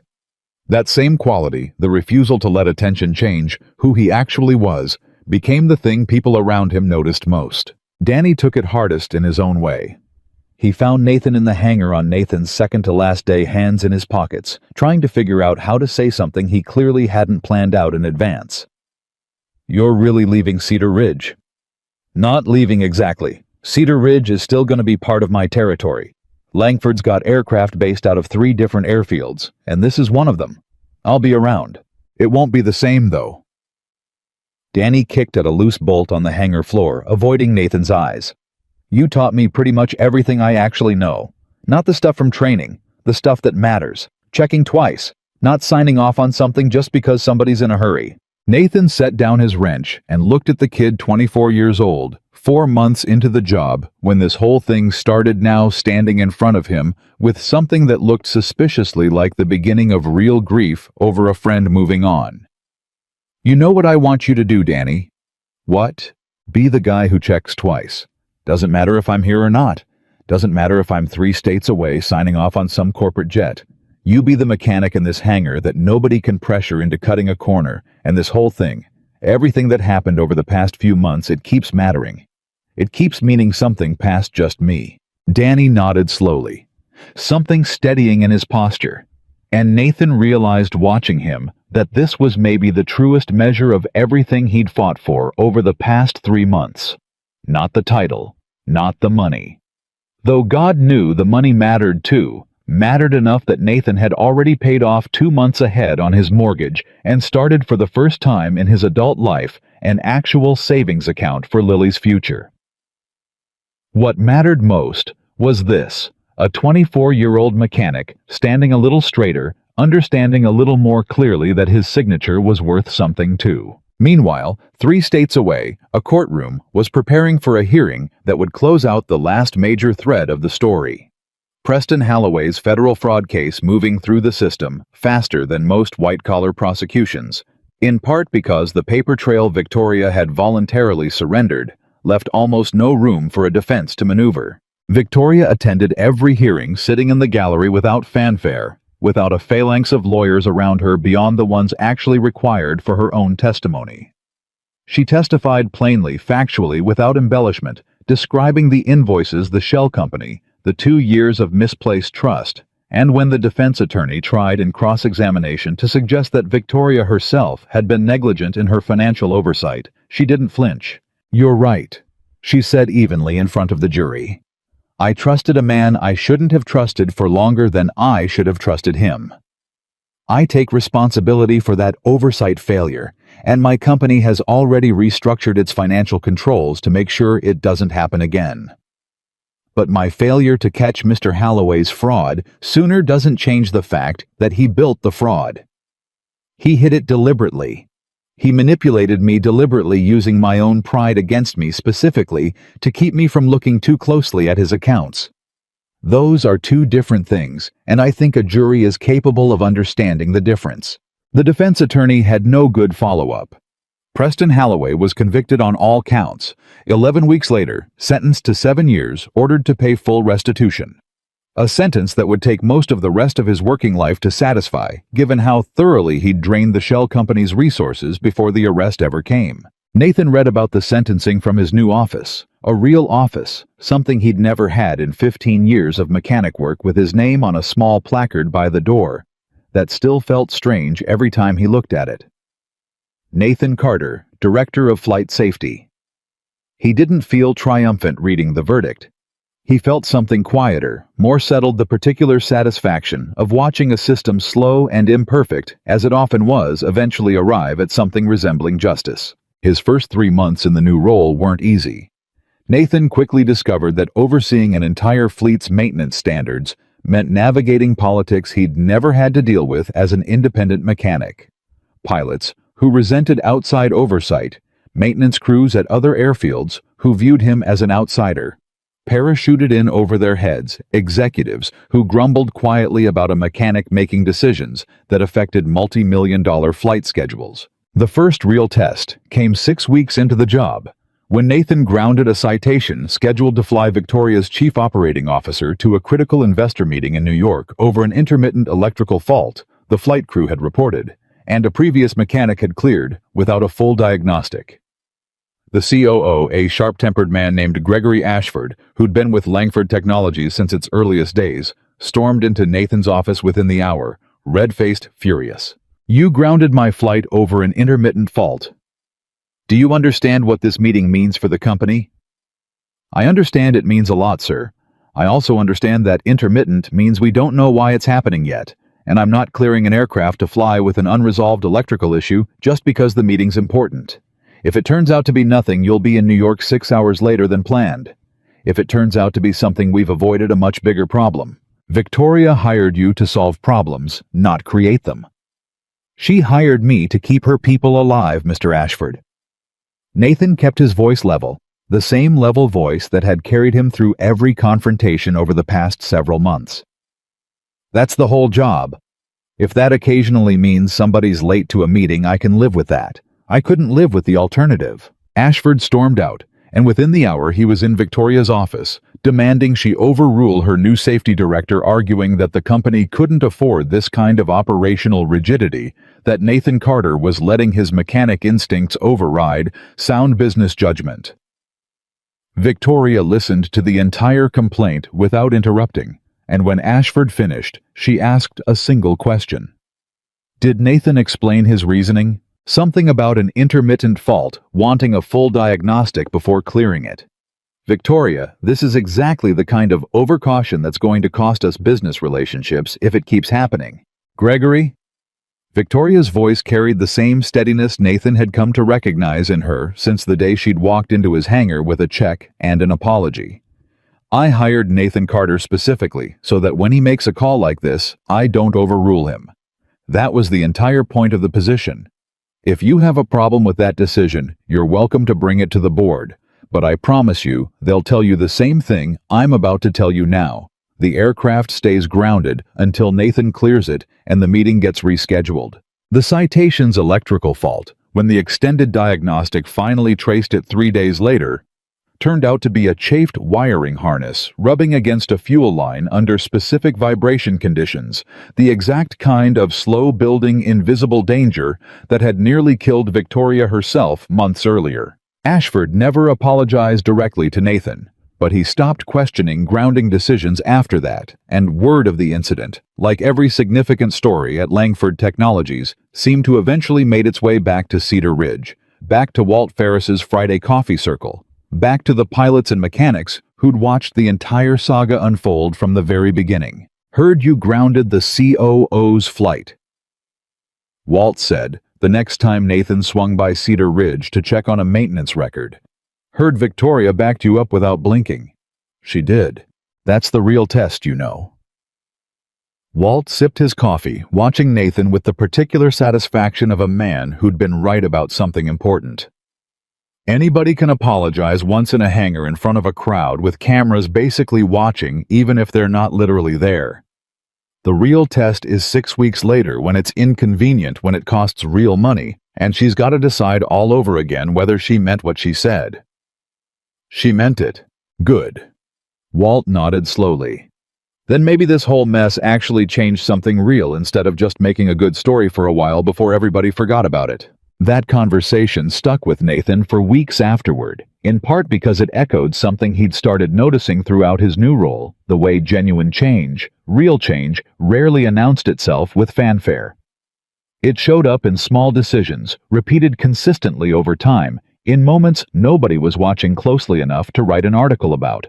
It showed up in the way Victoria began sitting in on Nathan's safety briefings, not to oversee him, but genuinely to learn, asking questions about fatigue cracking and hydraulic systems, and inspection intervals with the same intensity she'd once reserved for merger negotiations. It showed up in the way Langford Technologies' new maintenance contracts drafted, under Nathan's direct input, guaranteed independent mechanics, fair itemized payment within 10 business days, with financial penalties built in for any disputed invoice that wasn't resolved within 30, a clause that existed. Everyone in the company quietly understood specifically because of what had happened to Nathan Carter. It showed up 6 months into Nathan's tenure when Victoria personally called a small aviation maintenance shop in rural Ohio that had flagged a serious defect on a competitor's aircraft, only to have that competitor threaten to sue the shop for defamation, rather than pay for the repair. Victoria didn't have any direct stake in the dispute. She called anyway, offered the shop owner free legal consultation through Langford Technologies' own counsel, and made a public statement supporting the mechanic's findings, a gesture that cost her nothing financially and meant to the small aviation community watching absolutely everything. Nathan heard about that particular call from Erin Castellano, who'd stayed loosely in touch since her original articles, checking in periodically for updates on what she'd started calling, half-jokingly, the Cedar Ridge effect. "You know you started something right," Erin said during one of their occasional phone calls. "I've had 4 other mechanics reach out to me since the first article ran, telling me stories about their own version of Victoria Langford clients who tried to shame them out of fair payment, who assumed because they wore coveralls instead of suits that their expertise didn't matter. A couple of them told me your story gave them the courage to hold their ground the way you did." "That's not really my doing," Nathan said, though something warm settled in his chest hearing it. "That's just people finally deciding they're allowed to expect to be treated fairly. Maybe. But sometimes people need to see somebody else do it first before they believe it's actually possible." Erin paused. I'm working on a longer piece now, not just about you, about the broader pattern. Skilled trades, blue-collar workers, people whose expertise keeps entire industries running safely, and how often that expertise gets dismissed because of what they wear to work, or how much money they make. I want to interview you again if you're willing. And I want to talk to your daughter too, if that's something you're comfortable with. Off the record, informal, nothing that would put her in an uncomfortable spotlight. I think there's something powerful in how she responded to Victoria that day in the hangar. Nathan thought about it carefully before answering the way he thought about every decision that touched Lily's life. Let me talk to her about it first. She gets a say. When he asked her that evening, sitting together at the kitchen table over homework, she was only half paying attention to Lily's response was immediate and entirely unbothered by the weight adults tended to attach to these kinds of decisions. Can I tell her what I told the sorry lady about saying thank you? Not just sorry. You can tell her whatever you want, baby girl. It's your story too, in a way. Okay. Lily went back to her math worksheet, like the conversation had barely registered the particular gift children had for holding enormous things lightly. Then, a moment later, without looking up, "Daddy, are you proud of me for saying that to her?" Nathan felt something catch in his throat, unexpected, sudden. "I'm proud of you every single day, Lily." That day in the hangar, though, he reached over and gently tugged one of her pigtails. "That day, you taught a grown woman something about gratitude that a whole boardroom full of lawyers couldn't have taught her." "Yeah, I'm real proud of that." Lily beamed, satisfied, and returned to her worksheet, and Nathan sat there for a moment longer, watching her, thinking about how far they'd both traveled since the morning he'd left her asleep with a one-eyed rabbit and driven to Cedar Ridge with no idea that a Gulfstream jet was about to change the entire trajectory of both their lives. Aaron's longer piece ran 4 months later, syndicated across a dozen regional outlets, and picked up nationally by 2 major publications under the headline, "The Coveralls Test: What America Forgot About, Respecting the People Who Keep Us Safe." It featured Nathan prominently, but also the 4 other mechanics who'd reached out to her, a diesel technician from Ohio, a structural engineer from Texas, a home inspector from Georgia, and a HVAC specialist from Michigan, each with their own version of the same story, each having found in Nathan Carter's refusal to fold a kind of permission they hadn't known they needed to demand basic respect for their expertise. The piece closed with a short section on Lily, exactly as promised. Nothing invasive. Nothing that put a spotlight on her beyond a single quote Aaron had gotten during a careful, gentle conversation with Nathan present the entire time. "You should say thank you, not just sorry," the 7-year-old daughter of the mechanic told the CEO. In a moment, several witnesses described as the most striking of the entire encounter. When asked months later what she thought the lesson of the whole story was, she offered an answer with the plain-spoken clarity children often manage before the world teaches them to complicate things.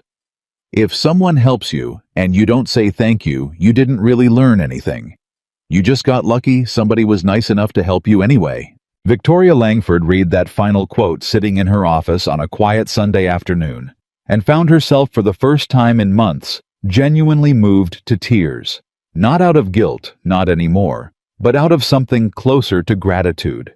For a lesson she'd been fortunate enough to actually learn, delivered by a child who couldn't have known how deeply her simple honesty would land. She called Nathan that evening, something she rarely did outside of work hours, careful as she'd become about respecting the boundaries between his job and his family. "I read Aaron's piece," she said. "The quote from Lily. I wanted you to know it meant something to me.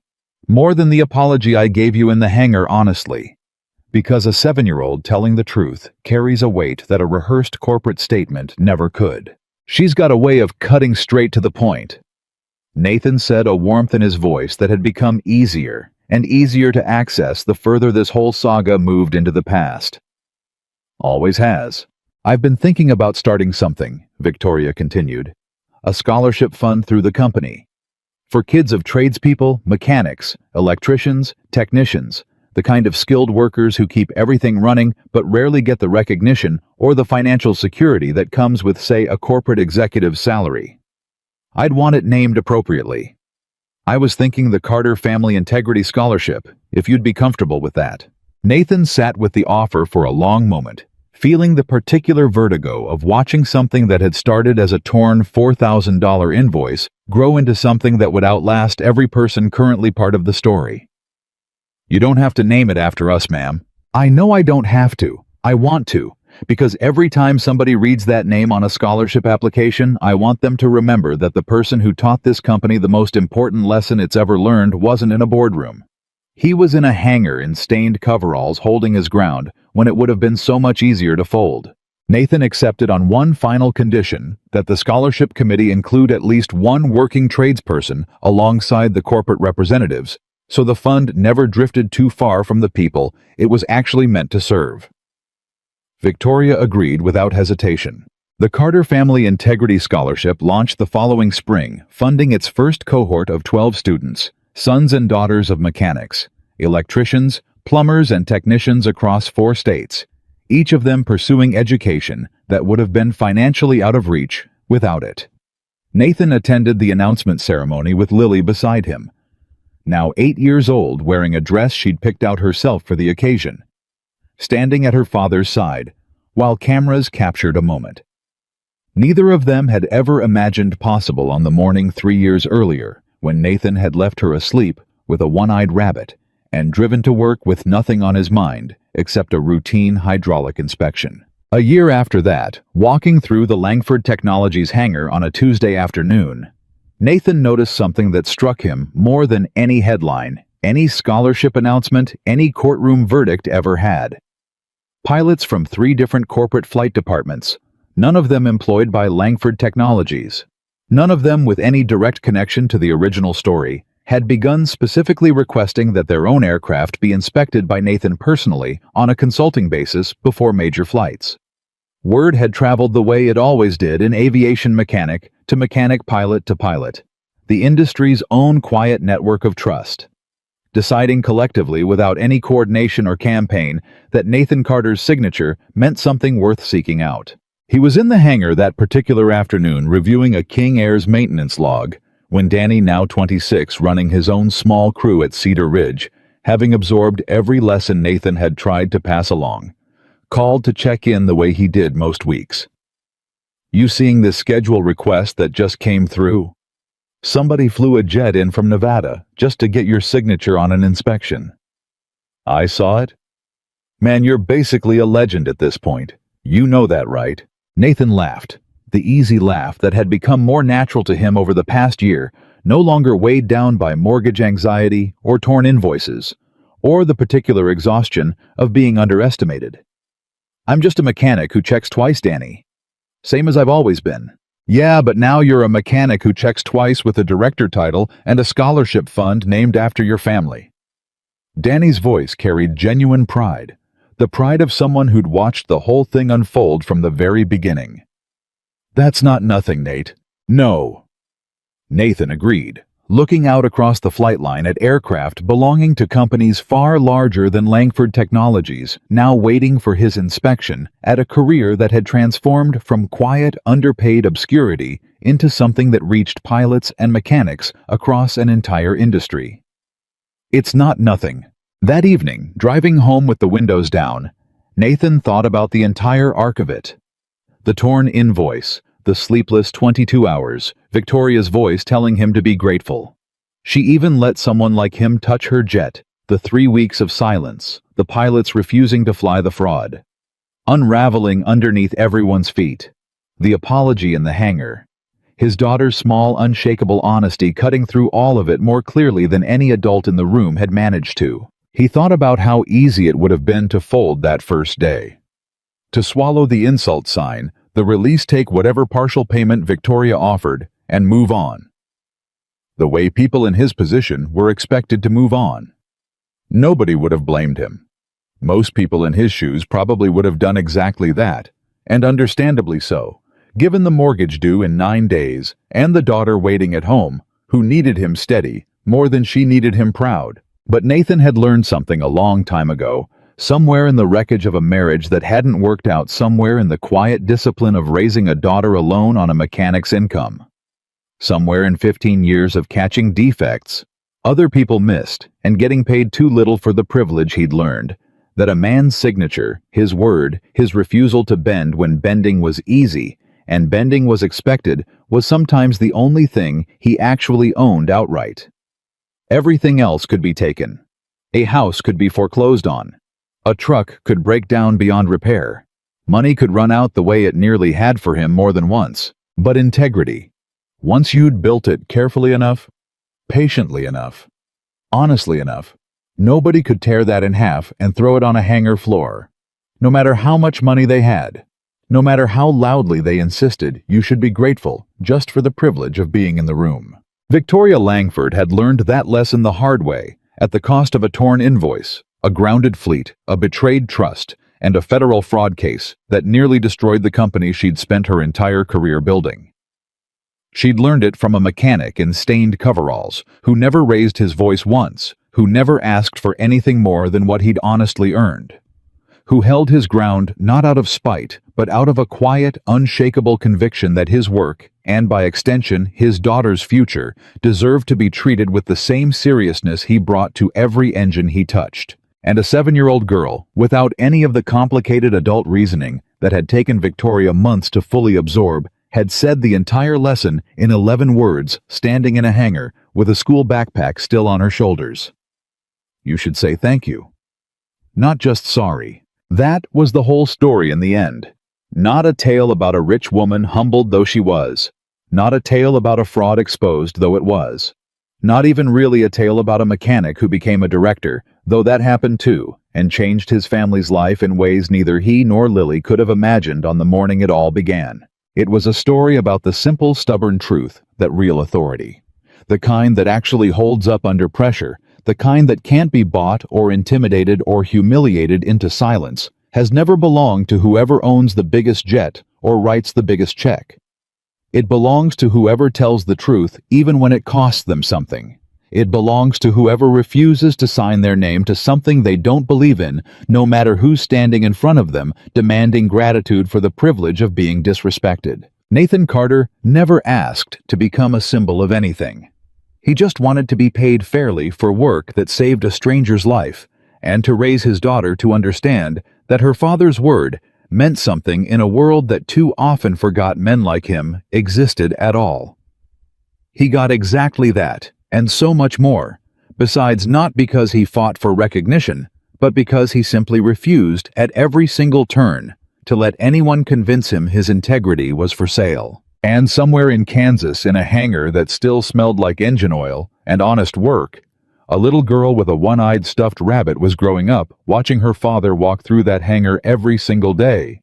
Not as a forgotten mechanic anyone could dismiss for the clothes he wore, but as a man whose quiet, unbending honesty had once grounded an entire fleet, exposed a fraud that would have gone unnoticed for years, and proven beyond any doubt that true respect is never given.